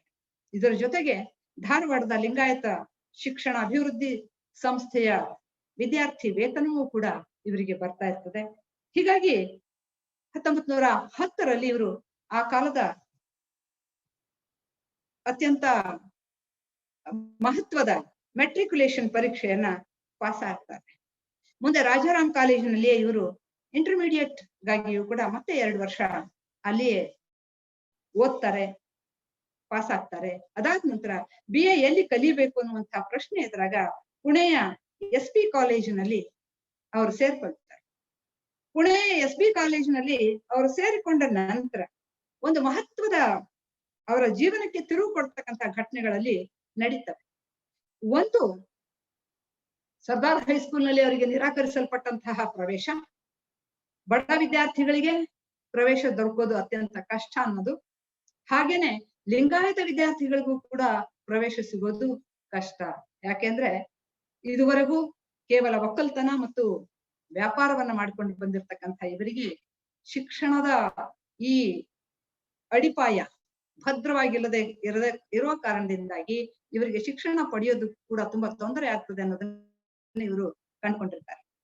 ಆ BA ಕಲಿಯತಕ್ಕಂತಹ ಸಂದರ್ಭದಲ್ಲಿ ಅವರ ಜೊತೆಗೆ ಇನ್ನ 4-5 ಜನ ವಿದ್ಯಾರ್ಥಿಗಳು, ಅವರ ಗೆಳೆಯರು, ಕರ್ನಾಟಕದಿಂದ ಹೋಗಿರ್ತಕ್ಕಂಥ ವಿದ್ಯಾರ್ಥಿಗಳೇ ಅವರಿಗೆ ಜೊತೆ ಆಗ್ತಾರೆ.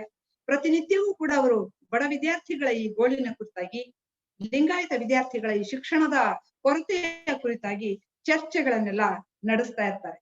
ಆ 5 ಜನ ವಿದ್ಯಾರ್ಥಿಗಳು ಅಂತಂದ್ರೆ ಈ ಸಪ್ತರ್ಷಿಗಳಲ್ಲಿ ಪ್ರಾರಂಭದ ಹೆಸರುಗಳೇ ಅವುಗಳು ಅವರೇ ಆಗಿದ್ದಾರೆ ಅನ್ನೋದನ್ನ ನೋಡ್ಬೇಕು. MR ಸಾಖರೆ ಅವರು, ಬಸವನಾಳ್ ಅವರು, ಅಂಜನಾಳ್ ಅವರು, ಕಟ್ಟಿಮನಿಯವರು ಮತ್ತು ಮಮದಾಪುರ. ಈ 5 ಜನ ವಿದ್ಯಾರ್ಥಿಗಳಾಗಿಯೇ ಪ್ರತಿನಿತ್ಯವೂ ಸಾಯಂಕಾಲದ ಸಮಯದೊಳಗೆ ಒಂದ್ ಕಡೆ ಕೂತ್ಕೊಂಡು ಇದ್ರ ಬಗ್ಗೆ ಚರ್ಚೆ ಮಾಡ್ತಿರ್ತಾರೆ. ಈ ಸಮುದಾಯವನ್ನ ಹೇಗೆ ಕಟ್ಟಬೇಕು, ಹೇಗೆ ಬೆಳೆಸಬೇಕು, ಕೇವಲ ಆರ್ಥಿಕವಾಗಿ ಮುಂದೆ ಬಂದ್ರೆ ಸಾಕೆ, ಶೈಕ್ಷಣಿಕವಾಗಿಯೂ ಕೂಡ ಇವರು ಮುಂದೆ ಬರ್ಬೇಕಲ್ಲ ಅಂತ ಒಂದು ಶೈಕ್ಷಣಿಕ ಮುಂದುವರಿಕೆಯ ಭಾಗವಾಗಿ ಶಿಕ್ಷಣ ಸಂಸ್ಥೆಗಳನ್ನು ಕೂಡ ಇವರು ಸಮುದಾಯಕ್ಕಾಗಿ ಕಟ್ಟಬೇಕು ಅನ್ನುವಂತಹ ಒಂದು ನಿರ್ಧಾರಕ್ಕೆ ಬರ್ತಾರೆ. ಅದಕ್ಕೆ ಕಾರಣ ಅವರಿಗೆ ಆದರ್ಶಪ್ರಾಯರಾಗಿದ್ದಂಥವರು ಡೆಕ್ಕನ್ ಕಾಲೇಜನ್ನ ಕಟ್ಟಿದಂತಹ, ಡೆಕ್ಕನ್ ಎಜುಕೇಶನ್ ಸೊಸೈಟಿಯನ್ನ ಕಟ್ಟಿದಂತಹ ಬಾಲಗಂಗಾಧರನಾಥ್ ತಿಲಕ್ ಅವರು, ಅಗರ್ಕರ್ ಅವರು ಮತ್ತು ಚಿಪ್ಳೂಣ್ಕರ್ ಅವರು. ಈ 3 ಜನ ಗೆಳೆಯರು ಅಲ್ಲಿ ಯಾವ ರೀತಿ ಆ ಸಂಸ್ಥೆಯನ್ನ ಕಟ್ಟಿದ್ರೋ ಹಾಗೆಯೇ ಕರ್ನಾಟಕದಲ್ಲಿ, ಅದರಲ್ಲಿಯೂ ಬೆಳಗಾವಿಯಲ್ಲಿ ನಾವಂತಹ ಒಂದು ಸಂಸ್ಥೆಯನ್ನ ಕಟ್ಟಬೇಕು ಅನ್ನುವಂತಹ ದೃಢ ನಿರ್ಧಾರವನ್ನ ಮಾಡಿಕೊಂಡು ಅವರು 3 ಜನ ಚರ್ಚೆ, ವಾದ ವಿವಾದ, ಕಟ್ಟುವಿಕೆ, ಅಭಿವೃದ್ಧಿ ಇವುಗಳ ಬಗ್ಗೆ ಮಾತಾಡ್ತಾ ಕನಸುಗಳನ್ನ ಕಟ್ಕೊಳ್ತಾರೆ. ಮುಂದೆ MA ಮಾಡ್ಬೇಕು ಅನ್ನುವಂತಹ ವಿಚಾರವನ್ನ ಸಾಖರೆ ಅವರು ಮಾಡ್ತಾರೆ. MA ಸಂಸ್ಕೃತ ಅವರಿಗೆ ತುಂಬಾ ಪ್ರೀತಿಯ ವಿಷಯ ಆಗಿರೋದ್ರಿಂದ ಸಂಸ್ಕೃತದಲ್ಲಿಯೇ ಅವರು MA ಯನ್ನ ಮಾಡ್ತಾರೆ. ಅದರ ಜೊತೆಗೆ ಪ್ರಾಕೃತವನ್ನ ಕಲಿತಾರೆ. ಇದರೊಂದಿಗೆ ಇನ್ನೊಂದು ವಿಷಯವನ್ನ ಗಮನಿಸ್ಲೇಬೇಕು. ನಾನು ಇದುವರೆಗೂ ಬಹುಶಃ ಈ ಒಂದು 8 ದಿನಗಳ ಹಿಂದೆಯೂ ಕೂಡ ನಾನು ಅಂದ್ಕೊಂಡದ್ದು ಏನು ಅಂತಂದ್ರೆ, MR ಸಾಖರೆ ಅವರು ಇವರು MA ಇಂಗ್ಲಿಷು ಅಂತ ಅಂದ್ಕೊಂಡಿದ್ದೆ. ಯಾಕೆಂದ್ರೆ ಇಂಗ್ಲಿಶಿನ ಬಗ್ಗೆ ಇರ್ತಕ್ಕಂಥ ಅವರ ಪ್ರಭುತ್ವ ಏನಿದೆಯಲ್ಲ, ಅವರ ಕೃತಿಗಳ ಮೂಲಕ ಅದು ಸ್ಪಷ್ಟವಾಗ್ತದೆ. ಹಾಗಾಗಿ ಇವರು MA ಸಂಸ್ಕೃತ ಅಂತ ಅನ್ನೋದು ನನಗೆ ಗಮನಕ್ಕೆ ಬಂದಿರ್ಲಿಲ್ಲ. ಹಾಗಾಗಿ ಅಂದ್ರೆ ನಮ್ಮ ಹತ್ತಿರದವರ ಬಗ್ಗೆನೆ ನಮಗೆ ಎಷ್ಟು ಮರವಿದೆ, ವಿಸ್ಮೃತಿ ಇದೆ. ಇಷ್ಟೆಲ್ಲ ಮಾಡಿದಂತಹ ಈ ವ್ಯಕ್ತಿಗಳ ಬಗ್ಗೆ ನಾವು ಬಹಳಷ್ಟು ಇನ್ನೂ ತಿಳ್ಕೊಳ್ಬೇಕಾಗಿದೆ ಅಂತ ನನಗೆ ಈಗಲೂ ಕೂಡ ಅನಿಸ್ತಾ ಇದೆ. ಹಾಗೆ ಮಹಾರುದ್ರಪ್ಪನವರು ಸಂಸ್ಕೃತ ಭಾಷೆಯನ್ನು ಇಟ್ಕೊಂಡು MA ಯನ್ನ ಮಾಡಿದ್ರೆ, ಬಸವನಾಳರು ಕೂಡ ಅವರ ಬಗ್ಗೆಯೂ ಕೂಡ ನಂದೊಂದು ತಪ್ಪು ತಿಳುವಳಿಕೆ ಇತ್ತು. ಅವರು ಬಹುಶಃ MA ಕನ್ನಡದಲ್ಲಿ ಮಾಡಿರ್ಬೇಕು ಅಂತ ನಾನು ಅಂದ್ಕೊಂಡಿದ್ದೆ. ಯಾಕಂದ್ರೆ ಕನ್ನಡ ಸಾಹಿತ್ಯಕ್ಕೆ ನೀಡಿದಂತಹ ಅವರ ಕೊಡುಗೆ ಅಪಾರ. ಆದ್ರೆ ಅವರು MA ಮಾಡಿದ್ದು ಇತಿಹಾಸದಲ್ಲಿ. ಈ ಇಬ್ಬರು ವ್ಯಕ್ತಿಗಳು, ಒಬ್ರು MA ಸಂಸ್ಕೃತ, ಇನ್ನೊಬ್ರು MA ಕನ್ನಡ ಮಾಡಿದ್ರು, MA ಹಿಸ್ಟ್ರಿ ಮಾಡಿದ್ರು. ಜೊತೆಗೆ ಇನ್ನೊಂದು ಆಶ್ಚರ್ಯಕರವಾದಂತಹ ವಿಷಯ ಅಂತಂದ್ರೆ, ಲಿಂಗಾಯತ ಸಮುದಾಯದಿಂದ MA ಮಾಡಿದಂತಹ ಮೊಟ್ಟ ಮೊದಲಿಗರು ಇವರಿಬ್ಬರು 1914ರಲ್ಲಿ ಅಂತ ಅನ್ನೋದನ್ನ ನಾವು ಗಮನಿಸ್ಬೇಕು. ಹೀಗೆ 14ರಲ್ಲಿ BA ಪದವಿಯನ್ನು ಮುಗಿಸಿ 16ರಲ್ಲಿ MA ಪದವಿಯನ್ನು ಮುಗಿಸಿದಂತಹ ಈ ಮೊದಲಿಗರ ಕುರಿತಾಗಿ ಒಂದು ಮಾತಿದೆ. ಮುಂದೆ ಅವರಿಬ್ಬರನ್ನು ದಾವಣಗೆರೆಯಲ್ಲಿ ಲಿಂಗಾಯತ ಸಮುದಾಯದವರು ಆನೆಯ ಮೇಲೆ ಕೂರಿಸಿ ಮೆರವಣಿಗೆ ಮಾಡಿದ್ರು, ಸಮುದಾಯದ ಮೊದಲ MA ಪದವೀಧರರು ಅಂತ. ಹಾಗೆಯೇ MR ಸಾಖರೆ ಅವರು MA ಮುಗಿಸಿಕೊಂಡು ಬಂದಾಗ ಅವರ ಊರು ಯಮಕನಮರಡಿಯಲ್ಲಿ ಅವರನ್ನ ಆನೆಯ ಮೇಲೆ ಮೆರವಣಿಗೆಯನ್ನ ಮಾಡಿ ವಿಜೃಂಭಣೆಯಿಂದ ಊರಿಗೆ ಬರಮಾಡಿಕೊಳ್ಳಲಾಯಿತು ಅಂತ ಅನ್ನೋದನ್ನ ನಾವು ಗಮನಿಸ್ಬೇಕು. ಇದರೊಂದಿಗೆ ಅಥಣಿಯ ವಿದ್ಯಾಭಿವೃದ್ಧಿ ಸಂಸ್ಥೆಯಿಂದ ಅವರಿಗೆ ಚಿನ್ನದ ಪದಕವೂ ಕೂಡ ಕೊಡ್ಲಾಯಿತು. ಇಬ್ಬರಿಗೂ, ಅಂದ್ರೆ ಬಸವನಾಳರಿಗೂ ಮತ್ತು MR ಸಾಖರೆ ಅವರಿಗೂ ಕೂಡ ಕೊಡ್ಲಾಯಿತು. ಹೀಗೆ ತಮ್ಮ ವಿದ್ಯಾಭ್ಯಾಸವನ್ನ ಪೂರೈಸಿಕೊಂಡಂತಹ ಇಬ್ಬರು ಮಹನೀಯರು, BA ವಿದ್ಯಾಭ್ಯಾಸವನ್ನ ಪೂರೈಸಿಕೊಂಡಿರ್ತಕ್ಕಂತಹ 3 ಜನ ಗೆಳೆಯರು, ಒಟ್ಟಿಗೆ 5 ಜನ 1916ರಲ್ಲಿ ಸೇರಿದ್ದು ಮತ್ತೆ ಬೆಳಗಾವಿಯಲ್ಲಿ. ಹಿಂದೆ ತಾವು ಪುಣೆಯಲ್ಲಿ ಮಾಡಿಕೊಂಡಿರ್ತಕ್ಕಂತಹ ದೃಢ ನಿಶ್ಚಯ ಏನಿತ್ತು, ಅದರನ್ವಯ ಒಂದು ಶಾಲೆಯನ್ನ ಪ್ರಾರಂಭಿಸಬೇಕು ಅಂತ ಇವರೆಲ್ಲ 1916ರೊಳಗೆ ಕಿಲ್ಲೆಯೊಳಗೆ, ಅಂದ್ರೆ ಈಗ ಬೆಳಗಾವಿಯ ಕೋಟೆಯ ಪರಿಸರದೊಳಗೆ, ಕೋಟೆಯ ಒಳಗೆ ಆಂಗ್ಲೋ ವರ್ನಾಕ್ಯುಲರ್ ಶಾಲೆಯನ್ನ ಪ್ರಾರಂಭಿಸ್ತಾರೆ. ಆಂಗ್ಲೋ ವರ್ನಾಕ್ಯುಲರ್ ಶಾಲೆ ಅಂತ ಅದನ್ನ ಕರೀತಾರೆ ಅವರು. 1916 ಜೂನ್ ನಲ್ಲಿ ಬಾಡಿಗೆ ಕಟ್ಟಡದಲ್ಲಿ ಅವರದನ್ನ ಪ್ರಾರಂಭಿಸ್ತಾರೆ. ಜೊತೆಗೆ ಕಿಲೆಯಲ್ಲಿಯೇ ಇನ್ನೊಂದು ಬಾಡಿಗೆ ಕಟ್ಟಡವನ್ನ ಅವರು ಬಾಡಿಗೆಯ ಮನೆಯಾಗಿ ತಗೊಳ್ತಾರೆ. 2 ರೂಮ್ ಇರ್ತದೆ. 2 ರೂಮ್ ನಲ್ಲಿ 5 ಜನ ವಾಸ ಮಾಡ್ತಿರ್ತಾರೆ. 5 ಜನರಿಗೂ ಮದುವೆ ಆಗಿರೋದಿಲ್ಲ. ಅವರೇ ತಾವೇ ಅಡಿಗೆ ಮಾಡ್ಕೊಂಡು ಊಟ ಮಾಡ್ತಿರ್ತಾರೆ. ಅವರಿಗೆ ಮೊದಲನೇ ವರ್ಷ ಆ ಸ್ಕೂಲ್ ನಡೆಸುವಂತಹ ಸಂದರ್ಭದೊಳಗೆ ವಿದ್ಯಾರ್ಥಿಗಳಿರೋದಿಲ್ಲ, ಬಹಳ ಕಡಿಮೆ ವಿದ್ಯಾರ್ಥಿಗಳಿರ್ತಾರೆ. ಇವರಿಗೆ ಸಂಬಳವೂ ಕೂಡ ಇರೋದಿಲ್ಲ. ಒಂದ್ ಅರ್ಥದಲ್ಲಿ ಮೊದಲ ವರ್ಷ ಪುಕ್ಕಟೆಯಾಗಿ ದುಡಿದಂತಹ ಮಹನೀಯರು ಈ 5 ಜನ. ಮುಂದೆ ಸ್ವಲ್ಪ ಕಾಲದ ನಂತರ ಪಂಡಿತಪ್ಪ ಚಿಕ್ಕೋಡಿ ಅವರು ಇವ್ರ ಜೊತೆಗೆ ಆಗ್ತಾರೆ. ಅವರಿಗೆ ಮದುವೆ ಆಗಿರ್ತದೆ. ಹಾಗಾಗಿ ಖಡೆ ಬಜಾರ್ನಲ್ಲಿ ಅವರು ಮನೆ ಮಾಡ್ಕೊಂಡಿರ್ತಾರೆ. ಕೆಲವು ದಿನಗಳ ನಂತರ ವೀರನಗೌಡ ಪಾಟೀಲ್ರು ಕೂಡ ಇವರೊಂದಿಗೆ ಸೇರ್ಕೊಳ್ತಾರೆ. ಹೀಗೆ ಈ 7 ಜನರಿಗೆ ಅಡಿಗೆ ಮಾಡಿ ಬಡಿಸಿದಂತಹ ಅನ್ನಪೂರ್ಣೆ ಪಂಡಿತಪ್ಪ ಚಿಕ್ಕೋಡಿಯವರ ಹೆಂಡತಿ. ಹೀಗೆ ಗೆಳೆಯರೆಲ್ಲ ಸೇರ್ಕೊಂಡು 1 ವರ್ಷ ಹಾಗೇನೆ ತಮ್ಮ ಈ ಬದುಕಿನ ಆದರ್ಶ ಏನಿದೆಯಲ್ಲ ಅದನ್ನ ಬೆನ್ನಟ್ಕೊಂಡು ಹೋಗುವಂತಹದ್ದು, ಶಿಕ್ಷಣ ಸಂಸ್ಥೆಯನ್ನ ಕಟ್ಟಿ ಅದನ್ನ ನಡೆಸ್ಬೇಕು ಅಂತ ಪ್ರಾರಂಭ ಮಾಡಿದ್ರು ಅಂತ ಅನ್ನೋದನ್ನ ನೋಡ್ಬೇಕು. 1916ರಲ್ಲಿ ಇಂತಹ ಒಂದು ಮಹೋನ್ನತವಾದಂತಹ ಆದರ್ಶವನ್ನ ಇವರು ಇಟ್ಕೊಳ್ಳಿಕ್ಕೆ ಕಾರಣಗಳು ಕೂಡ ಹಲವಾರು ಇವೆ ಅಂತ ಅನ್ನೋದನ್ನ ನಾವು ಗಮನಿಸ್ಬೇಕಾಗ್ತದೆ. ಯಾಕಂದ್ರೆ ಇದೇ 1916ರಲ್ಲಿ ಬನಾರಸ್ ಹಿಂದೂ ಯೂನಿವರ್ಸಿಟಿ ಪ್ರಾರಂಭವಾಯಿತು ಬನಾರಸ್ಸಿನಲ್ಲಿ. ಹಾಗೇನೆ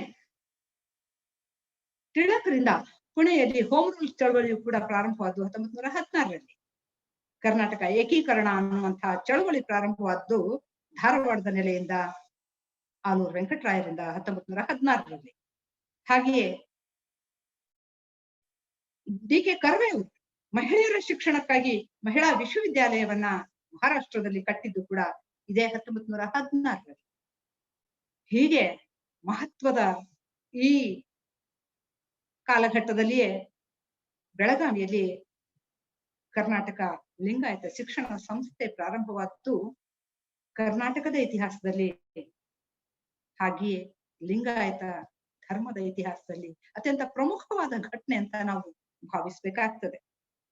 ಅದಕ್ಕೆ ಕಾರಣ ಇಷ್ಟೇ, ಇದುವರೆಗೂ ಒಕ್ಕಲ್ತನ, ವ್ಯಾಪಾರ ಇವುಗಳಲ್ಲೇ ತೊಡಗಿಕೊಂಡು ಹಿಂದುಳಿದಂತಹ, ಅಂದ್ರೆ ಶೈಕ್ಷಣಿಕವಾಗಿ ಹಿಂದುಳಿದಂತಹ ಒಂದು ಸಮುದಾಯವನ್ನ ಶೈಕ್ಷಣಿಕವಾಗಿ ಮುಂದುವರಿಸಲಿಕ್ಕೆ ಶಿಕ್ಷಣದ ಮೂಲಕವೇ ರಾಜಕೀಯ ಮತ್ತು ಆರ್ಥಿಕ ರಂಗದಲ್ಲಿಯೂ ಕೂಡ ವೈಜ್ಞಾನಿಕ ರಂಗದಲ್ಲಿಯೂ ಕೂಡ ಅವರನ್ನ ಒಂದು ಶ್ರೇಷ್ಠ ಮಟ್ಟಕ್ಕೆ ನಿಲ್ಲಿಸಲಿಕ್ಕೆ ಕಾರಣವಾದದ್ದು ಲಿಂಗಾಯತ ಶಿಕ್ಷಣ ಸಂಸ್ಥೆ.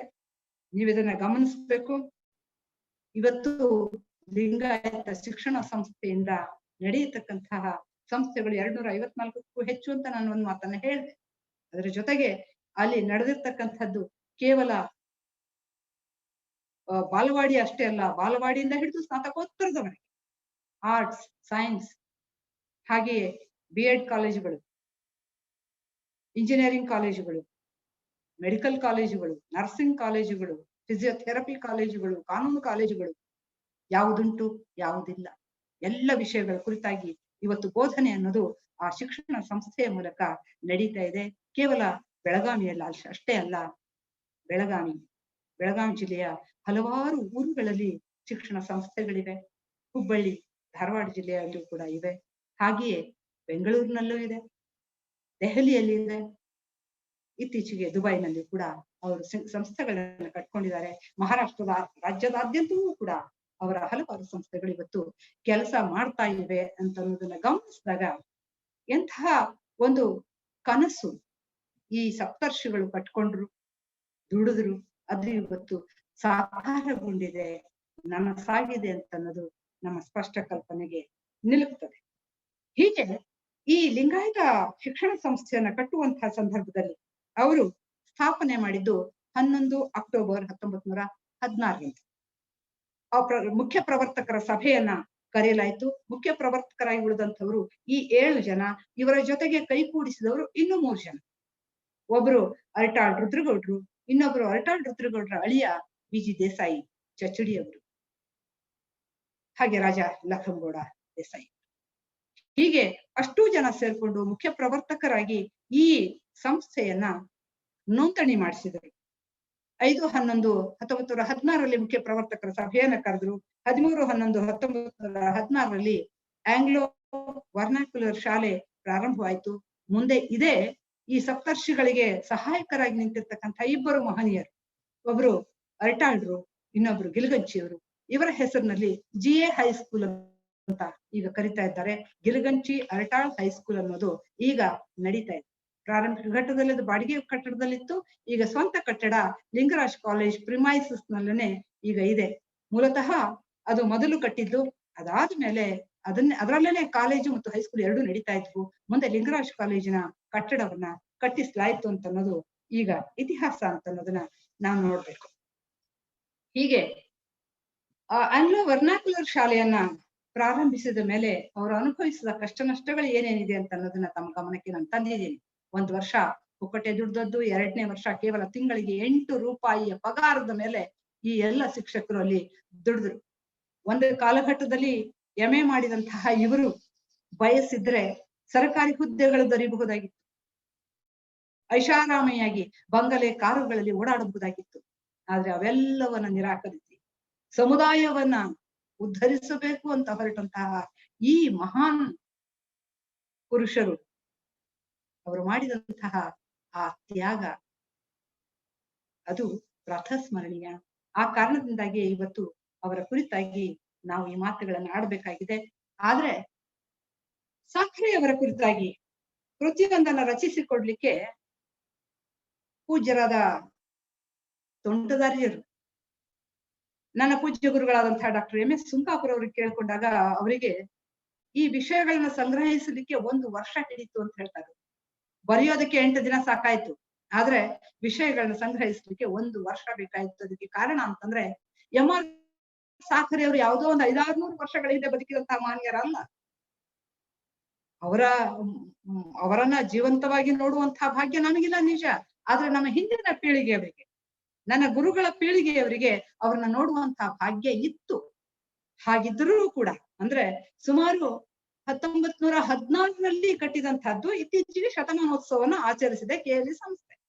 ಹಾಗಿದ್ದಾಗ 100 ವರ್ಷಗಳ ಹಿಂದೆ ಬದುಕಿ ಬಾಳಿದಂತಹ ಒಂದು ಮಹೋನ್ನತ ಸಂಸ್ಥೆಯನ್ನ ಕಟ್ಟಿದಂತಹ ಮಹಾಪುರುಷರಲ್ಲಿ ಒಬ್ಬರಾದಂತಹ GA ಹೈಸ್ಕೂಲ್ನ ಮೊದಲ ಹೆಡ್ ಮಾಸ್ಟರ್ ಆಗಿರ್ತಕ್ಕಂತಹ MR ಸಾಕರೆ ಅವರ ಕುರಿತಾಗಿ ವಿಷಯಗಳನ್ನ ಸಂಗ್ರಹಿಸೋದು ಎಷ್ಟು ಕಷ್ಟವಾಯ್ತು ಅಂತ ಅನ್ನೋದನ್ನ ಅವರು ಸುಂಕಾಪುರ ಅವರು ಒಂದ್ ಕಡೆ ಹೇಳ್ಕೊಳ್ತಾರೆ. ಅಂದ್ರೆ ಎಂಥ ವಿಸ್ಮೃತಿ ಭಾರತೀಯರಿಗೆ ಇತಿಹಾಸದ ಬಗ್ಗೆ, ಮಹಾತ್ಮರ ಬಗ್ಗೆ, ಮಹನೀಯರುಗಳ ಬಗ್ಗೆ ಎಂಥ ಒಂದು ವಿಸ್ಮೃತಿ ಕಾಡ್ತಾ ಇದೆ, ಎಂಥ ಮರೆವಿದೆ ನಮಗೆ. ಅವರೆಲ್ಲರ ಬಗ್ಗೆ ಇರ್ಬೇಕಾದಂತಹ ಅವರ ಜೀವನ ಚರಿತ್ರೆಯನ್ನ ಉಳಿಸಿಕೊಡ್ತಕ್ಕಂತಹ, ಬರೆದಿಡ್ತಕ್ಕಂತಹ, ಅವರ ಕೆಲಸ ಕಾರ್ಯಗಳನ್ನ ಒಂದೆಡೆ ಸಂಗ್ರಹಿಸ್ತಕ್ಕಂತಹ ಒಂದು ಪ್ರಯತ್ನ ತುಂಬಾ ದುಸ್ಸಾಧ್ಯವಾಗಿತ್ತು ಅಂತ ಅನ್ನುವಂತಹ ಮಾತನ್ನ ಸುಂಕಾಪುರ ಅವರು ಹೇಳ್ಕೊಳ್ತಾರೆ. ಎಷ್ಟು ಜನರ ಮನೆಗೆ ಹೋದೆ, ಎಷ್ಟು ಜನರನ್ನ ಕೇಳಿದೆ, ಎಷ್ಟು ಸಂಸ್ಥೆಗಳಿಗೆ ತಾವು ಭೇಟಿ ನೀಡಿದ್ವು ಅನ್ನೋದನ್ನೆಲ್ಲ ಅವರು ದಾಖಲಿಸ್ತಾರೆ. ಹೀಗೆ 1916ರಲ್ಲಿ ಪ್ರಾರಂಭವಾದಂತಹ ಇದು ಮುಂದೆ GA ಹೈಸ್ಕೂಲ್ ಆಗಿ ಬೆಳೀತದೆ. ಅದಕ್ಕೊಂದು ಸ್ವಂತ ಕಟ್ಟಡವನ್ನ ಕಟ್ಟಬೇಕು ಅಂತ ಹೇಳಿ 1928ರಲ್ಲಿ ಜಮೀನನ್ನ ತೆಗೆದುಕೊಳ್ಳಲಾಗ್ತದೆ. ಆ ಜಮೀನಿನಲ್ಲಿ ಈ ಹೈಸ್ಕೂಲ್ನ ಕಟ್ಟುವಂತಹ ಸಂದರ್ಭದೊಳಗೆ ಅಷ್ಟೊತ್ತಿಗಾಗ್ಲೇ 1933ರೊಳಗೆ ಲಿಂಗರಾಜ್ ಕಾಲೇಜು ಪ್ರಾರಂಭ ಆಗಿರ್ತದೆ. ಅದರ ಪ್ರಿನ್ಸಿಪಾಲರಾಗಿರ್ತಾರೆ ನಂದಿಮಠರು, ಶ್ರೀಚೆ ನಂದಿಮಠರು. ಲಂಡನ್ ನಿಂದ PhD ಮುಗಿಸ್ಕೊಂಡು ಬಂದಿರತಕ್ಕಂಥವ್ರು. ಅವರು ಕೂಡ ಸಂಸ್ಕೃತ ಭಾಷಾ ಪಂಡಿತರೆ. ಆ ಸಂದರ್ಭದಲ್ಲಿ ನಡೆದಂತಹ ಕೆಲವು ಘಟನೆಗಳು ಕೂಡ ನಮ್ಮ ಮುಂದೆ ಇವೆ ಅಂತ ಅನ್ನೋದನ್ನ ನಾವು ನೋಡ್ಬೇಕು. ಸಾಕ್ರೆ ಅವರು 1916ರಲ್ಲಿ ಹೆಂಡತಿಯನ್ನ ಮತ್ತು ತಾಯಿ ಮಲ್ಲಮ್ಮನನ್ನ, ಹೆಂಡತಿ ಗಂಗಮ್ಮನನ್ನ ಕರ್ಕೊಂಡು ಬಸವಣ್ಣನ ಗಲ್ಲಿಯಲ್ಲಿ ಮನೆ ಮಾಡ್ತಾರೆ. ಮಗ ರೇವಪ್ಪ ಹುಟ್ಟುತ್ತಾನೆ. ಮುಂದೆ 2 ವರ್ಷದೊಳಗೆ ಹೆಂಡತಿ ಗಂಗಮ್ಮ ತೀರ್ಕೊಡ್ತಾರೆ 1917ರಲ್ಲಿ. ತಿರ್ಗಾ 1920ರಲ್ಲಿ ಅವರು ಹುಬ್ಬಳ್ಳಿಯ ವರ್ತಕ ಮನೆತನದ ಪಾರ್ವತಮ್ಮನವರನ್ನ ಮದುವೆ ಆಗ್ತಾರೆ ಅನ್ನೋದು ಇತಿಹಾಸ. ಹೀಗೆ ಪ್ರಾರಂಭವಾದಂತಹ ಶಾಲೆಯ ಹೆಡ್ ಮಾಸ್ಟರ್ ಅವರು ಇವರಾದಾಗ, ಸಾಕ್ರೆ ಅವರಾದಾಗ, ಅವ್ರು ಕೇವಲ ಹೆಡ್ ಮಾಸ್ಟರ್ ಆಗಿರ್ಲಿಲ್ಲ, ಕೇವಲ ಪಾಠ ಪ್ರವಚನಗಳನ್ನ ಮಾಡ್ತಾ ಇರ್ಲಿಲ್ಲ. ಅದರ ಜೊತೆಗೇನೆ ಈ ಸಂಸ್ಥೆಯನ್ನ ಕಟ್ಟಿ ಬೆಳೆಸಬೇಕಾದಂತಹ ಒಂದು ಮಹತ್ತರ ಜವಾಬ್ದಾರಿ ಈ 5 ಜನರಿಗೆ ಹೆಗಲಿಗೆ ಏರಿತ್ತು. ಹಾಗಾಗಿ ಶಾಲೆಯ ಹೆಡ್ ಮಾಸ್ಟರ್ ಆಗಿ, ಫಂಡ್ ಅನ್ನ ಕೂಡಿಸ್ತಕ್ಕಂತಹ ಸಂಘಟಕರಾಗಿ, ಲೆಕ್ಕಪತ್ರವನ್ನು ಬರೆದಿಡ್ತಕ್ಕಂತಹ ಅಕೌಂಟೆಂಟ್ ಆಗಿಯೂ ಕೂಡ ಕೆಲಸ ಮಾಡಿದವರು ಸಾಕ್ರೆ ಅವರು. ಸಿಬ್ಬಂದಿ ವರ್ಗದವರು ಇರ್ಲಿಲ್ಲ. ಇರುವ ಈ 7 ಜನರಿಗೂ ಕೂಡ ಸಂಬಳ ಇರ್ಲಿಲ್ಲ. ಚಿಕ್ಕೋಡಿಯವರು ಕಾಗದ ಪತ್ರಗಳನ್ನ ನೋಡ್ತಾ ಇದ್ರು. ಬಸವನಾಳ್ ಅವರು ಪಾಠ ಪ್ರವಚನವನ್ನು ಮಾಡ್ತಿದ್ರು. ವಿದ್ಯಾರ್ಥಿ ಯೋಗಕ್ಷೇಮವನ್ನ ನೋಡ್ಕೊಳ್ತಾ ಇದ್ರು. ಹೀಗೆ ಇವರು ದುಡಿತಾ ಹೋದ್ರು.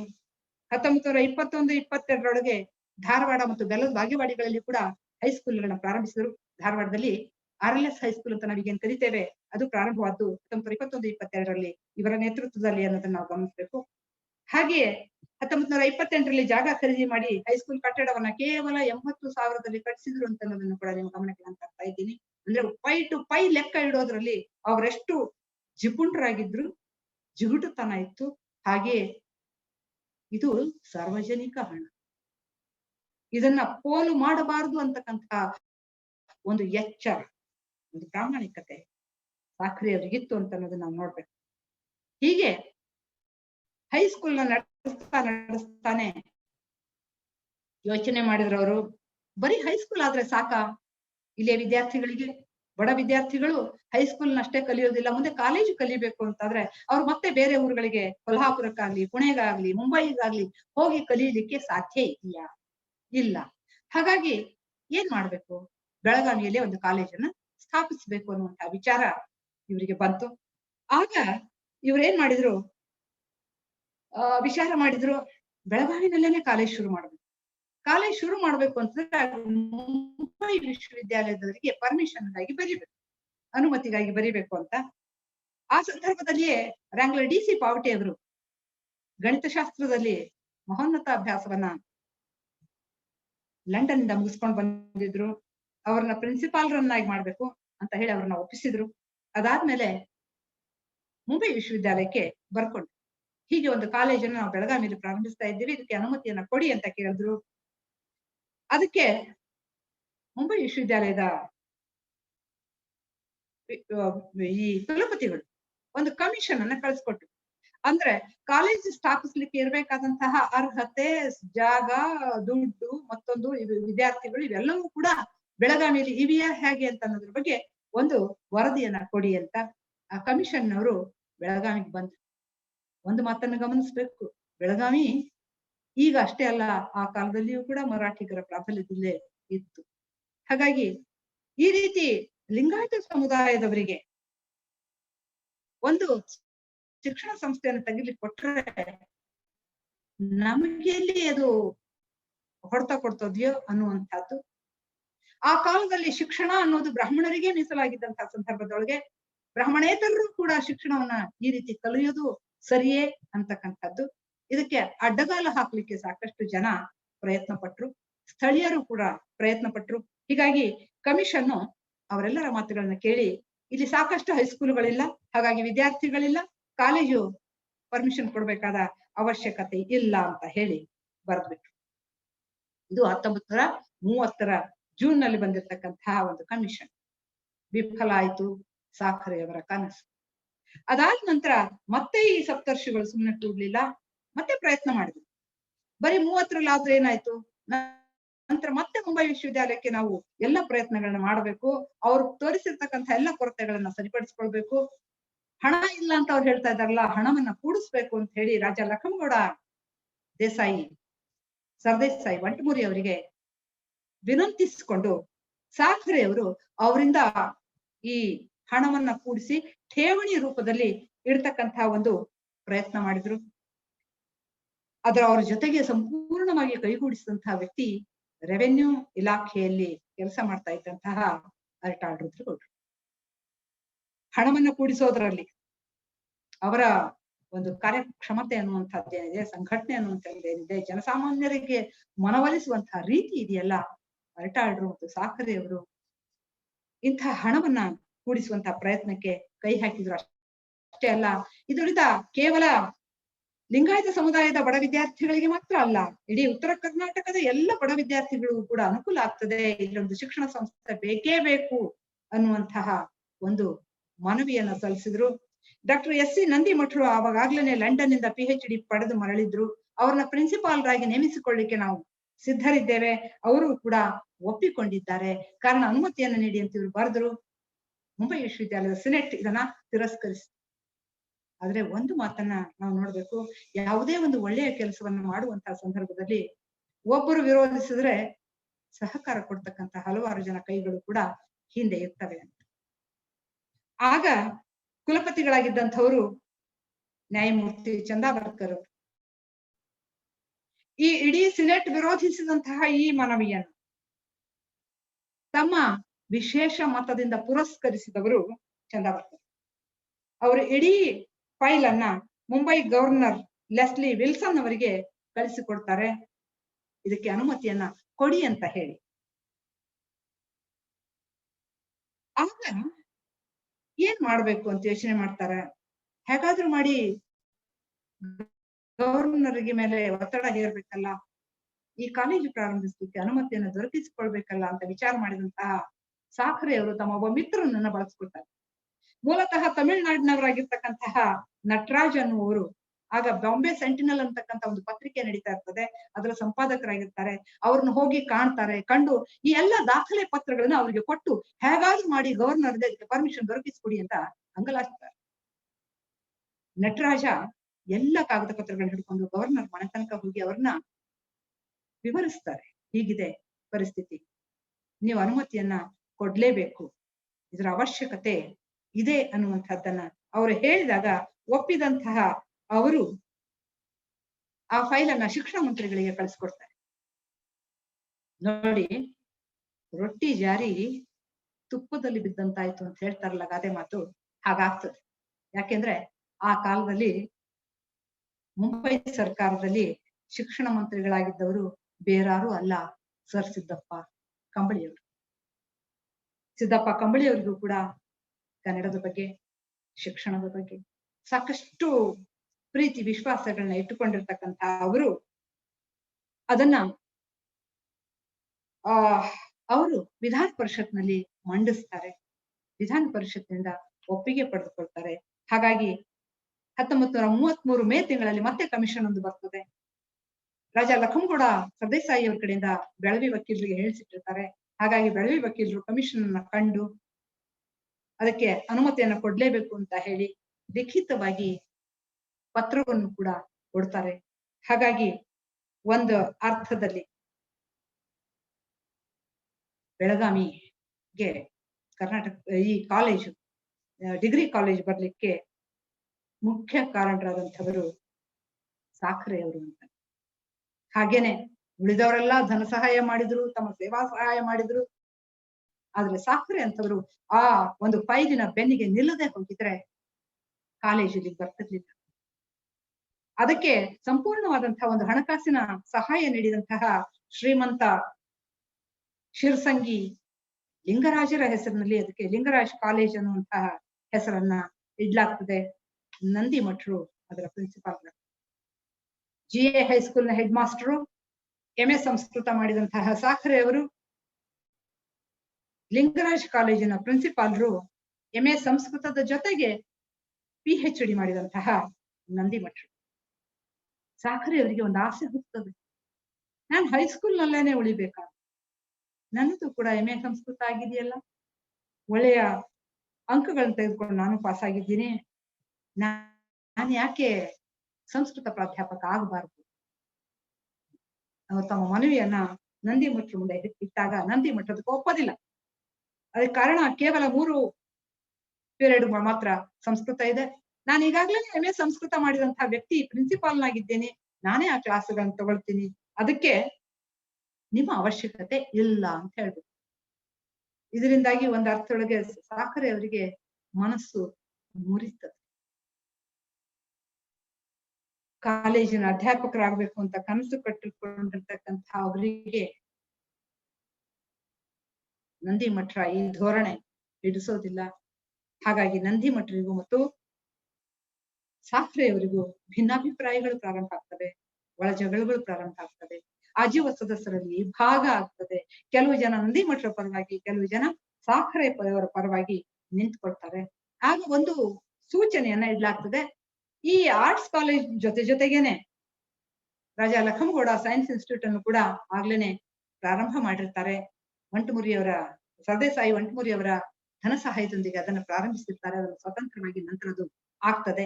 ಅಂತ ಸಂದರ್ಭದಲ್ಲಿ ಲಿಂಗರಾಜ್ ಕಾಲೇಜ್ನಲ್ಲಿ ಒಂದು BT ಕಾಲೇಜ್ ತೆಗಿಬೇಕು ಅಂತ, bachelor of teachers training college ತೆಗಿಬೇಕು ಅನ್ನುವಂತಹ ನಿರ್ಧಾರ ಮಾಡ್ತಾರೆ. ಬೇಕಾದ್ರೆ ಅದಕ್ಕೆ ಸಾಕರೆ ಅವ್ರನ್ನ ಪ್ರಿನ್ಸಿಪಾಲ್ ಮಾಡೋಣ ಅನ್ನುವಂತಹ ಒಂದು ನಿರ್ಧಾರಕ್ಕೆ ಬರಲಾಗ್ತದೆ. ಆ ಸಂದರ್ಭದೊಳಗೆ ಎಮೆಡ್ ಮಾಡ್ಲಿಕ್ಕಾಗಿ ಇವರನ್ನ ಕಳಿಸ್ಬೇಕು ಅಂತಂದಾಗ 1933ರಲ್ಲಿ ಸಾಕ್ರೆ ಅವರು ಲಂಡನ್ ಹೋಗ್ತಾರೆ. ವಿಶ್ವವಿದ್ಯಾಲಯದಲ್ಲಿ ಎಮೆಡ್ಗಾಗಿ ಅರ್ಜಿ ಗುಜರಾಯಿಸ್ತಾರೆ. ಆದ್ರೆ ಅಲ್ಲಿ ಸೀಟ್ ಇಲ್ಲ ಅನ್ನೋ ಕಾರಣಕ್ಕಾಗಿ ನೀವು ಮಾಡೋ ಹಾಗಿದ್ರೆ TD ಮಾಡ್ರಿ, ಟೀಚರ್ಸ್ ಡಿಪ್ಲೊಮಾ ಮಾಡ್ರಿ ಅಂತ ಹೇಳ್ತಾರೆ. ಆಯ್ತು ಅಂತ ಹೇಳಿ ಅಲ್ಲಿ ಹೋದಂತಹ ಅವರು ತುಂಬಾ ಕಷ್ಟಪಟ್ಟು ಆರ್ಥಿಕ ಸಂಕಷ್ಟದಲ್ಲಿಯೂ ಕೂಡ ಲಂಡನ್ ನಲ್ಲಿ ಉಳಿದುಕೊಂಡು ಆ TD ಪರೀಕ್ಷೆಯನ್ನ ಪಾಸ್ ಮಾಡ್ತಾರೆ. ಅಂದ್ರೆ ಟೀಚರ್ಸ್ ಟ್ರೈನಿಂಗ್ ಅನ್ನ ಪಡಿತಾರೆ. ಡಿಪ್ಲೊಮಾ ಇನ್ ಟೀಚರ್ಸ್ ಟ್ರೈನಿಂಗ್ ಅನ್ನ ಮಾಡ್ಕೊಂಡು 1935ರಲ್ಲಿ ತಾಯ್ನಾಡಿಗೆ ಬರ್ತಾರೆ. ಆದ್ರೆ ಅಷ್ಟರೊಳಗಾಗಿ 2 ವರ್ಷಗಳೊಳಗಾಗಿ ಏನೆಲ್ಲ ಘಟಿಸಬಹುದಾಗಿತ್ತು ಅವು ಘಟಿಸಿ ಹೋಗಿತ್ತು. 33ರ ಸುಮಾರಿಗೇನೆ ನಂದಿ ಮಠರೊಂದಿಗಿನ ಆ ವಿರಸದಿಂದಾಗಿ ಇವರ ಮ್ಯಾನೇಜ್ಮೆಂಟ್ ಟೀಮ್ ಏನಿತ್ತು ಅದರಲ್ಲಿ ಇವರ ಹೆಸರು ಇರೋದಿಲ್ಲ. ಹಾಗಾಗಿ ಇನ್ನಷ್ಟು ಜಗಳಗಳು ಶುರುವಾಗ್ತದೆ. ಆಜೀವ ಸದಸ್ಯರಲ್ಲಿ ಈ ಸಂಘರ್ಷ ತಾರಕಕ್ಕೆ ಇರ್ತದೆ. ಬಯಲಾ ತಿದ್ದುಪಡಿ ಮಾಡ್ಬೇಕು ಅಂತ ಹೊರಡ್ತಾರೆ. ಕೆಲವು ಜನ ಆಜೀವ ಸದಸ್ಯರು ಹೈಕೋರ್ಟಿಗೆ, ಮುಂಬೈ ಹೈಕೋರ್ಟಿಗೆ ಅರ್ಜಿಯನ್ನು ಸಲ್ಲಿಸ್ತಾರೆ. ಅದು ನಡೆದು ಆ ಕಮಿಟಿ ನೇಮಕ ಆಗ್ತದೆ, ಅಡ್ಹಾಕ್ ಕಮಿಟಿ ನೇಮಕ ಆಗ್ತದೆ. ಏನೆಲ್ಲ ಆದ್ರೂ ಕೂಡ ಮುಂದೆ ಅದು ಹೈಕೋರ್ಟ್ ನಲ್ಲಿ ತೀರ್ಮಾನ ಆಗ್ತದೆ. ಅದರ ಪ್ರಕಾರ ಮತ್ತೆ ಪ್ರಧಾನ ಕಾರ್ಯದರ್ಶಿಯಾಗಿ 1943ರಲ್ಲಿ ಸಾಕ್ರೆಯವರೇ ಹುದ್ದೆಯನ್ನು ವಹಿಸಿಕೊಳ್ತಾರೆ. ಇದರಿಂದ ನೊಂದಂತಹ ನಂದಿ ಮಠರು ಬೆಳಗಾವಿಯನ್ನ ಬಿಟ್ಟು ಬಾಗಲಕೋಟೆಯ ಬಸವೇಶ್ವರ ವಿದ್ಯಾವರ್ಧಕ ಸಂಘದ ಆಚಾರ್ಯರಿಗೆ ಹೊರಟೋಗ್ತಾರೆ. ಹೀಗೆ ಆ ಕಾಲಘಟ್ಟದೊಳಗೆ ಒಂದರ್ಥದಲ್ಲಿ ಆಜೀವ ಸದಸ್ಯರಲ್ಲಿಯೇ ಒಳಜಗಳಗಳು,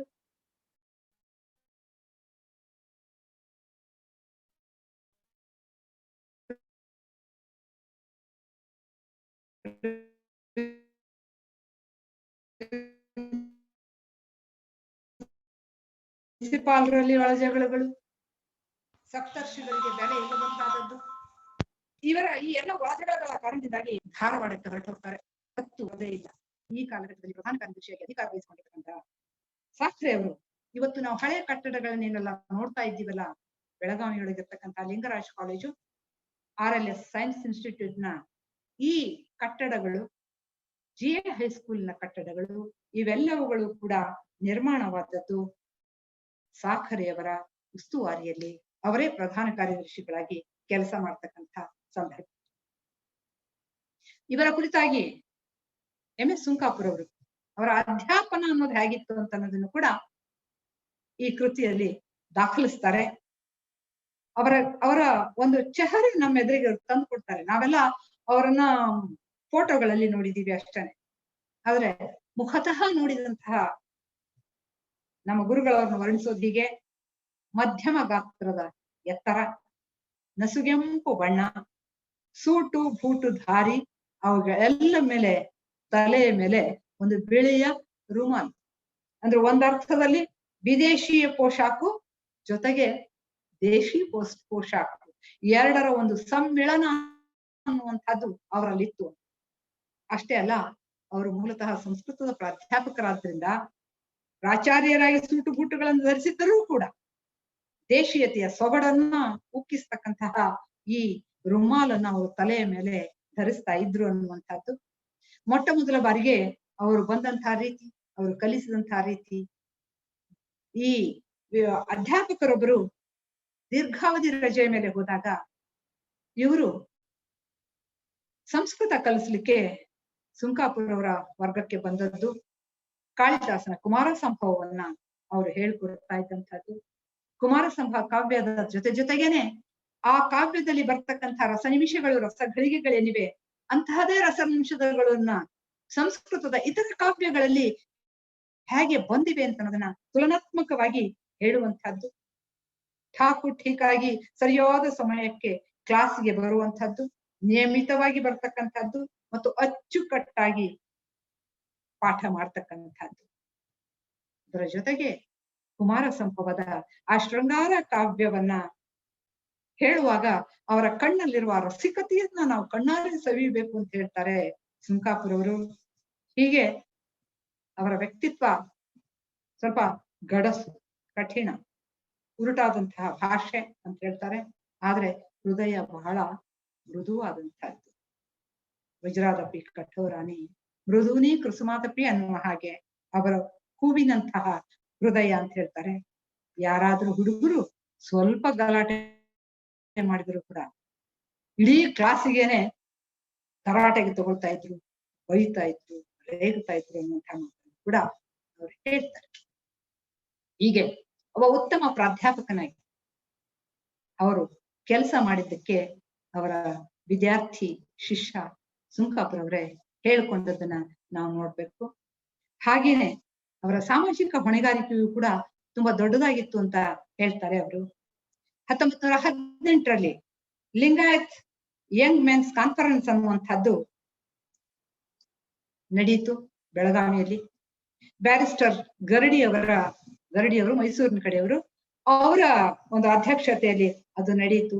ಅಂಥ ಸಂದರ್ಭದಲ್ಲಿ ಊಟ, ವಸತಿ ವ್ಯವಸ್ಥೆ ಇವೆಲ್ಲವುಗಳನ್ನು ಕೂಡ ಅವರು ತುಂಬಾ ಅಚ್ಚುಕಟ್ಟಾಗಿ ತಮ್ಮ ಶಿಷ್ಯ ಬಳಗದೊಂದಿಗೆ ನೆರವೇರಿಸಿದ್ರು.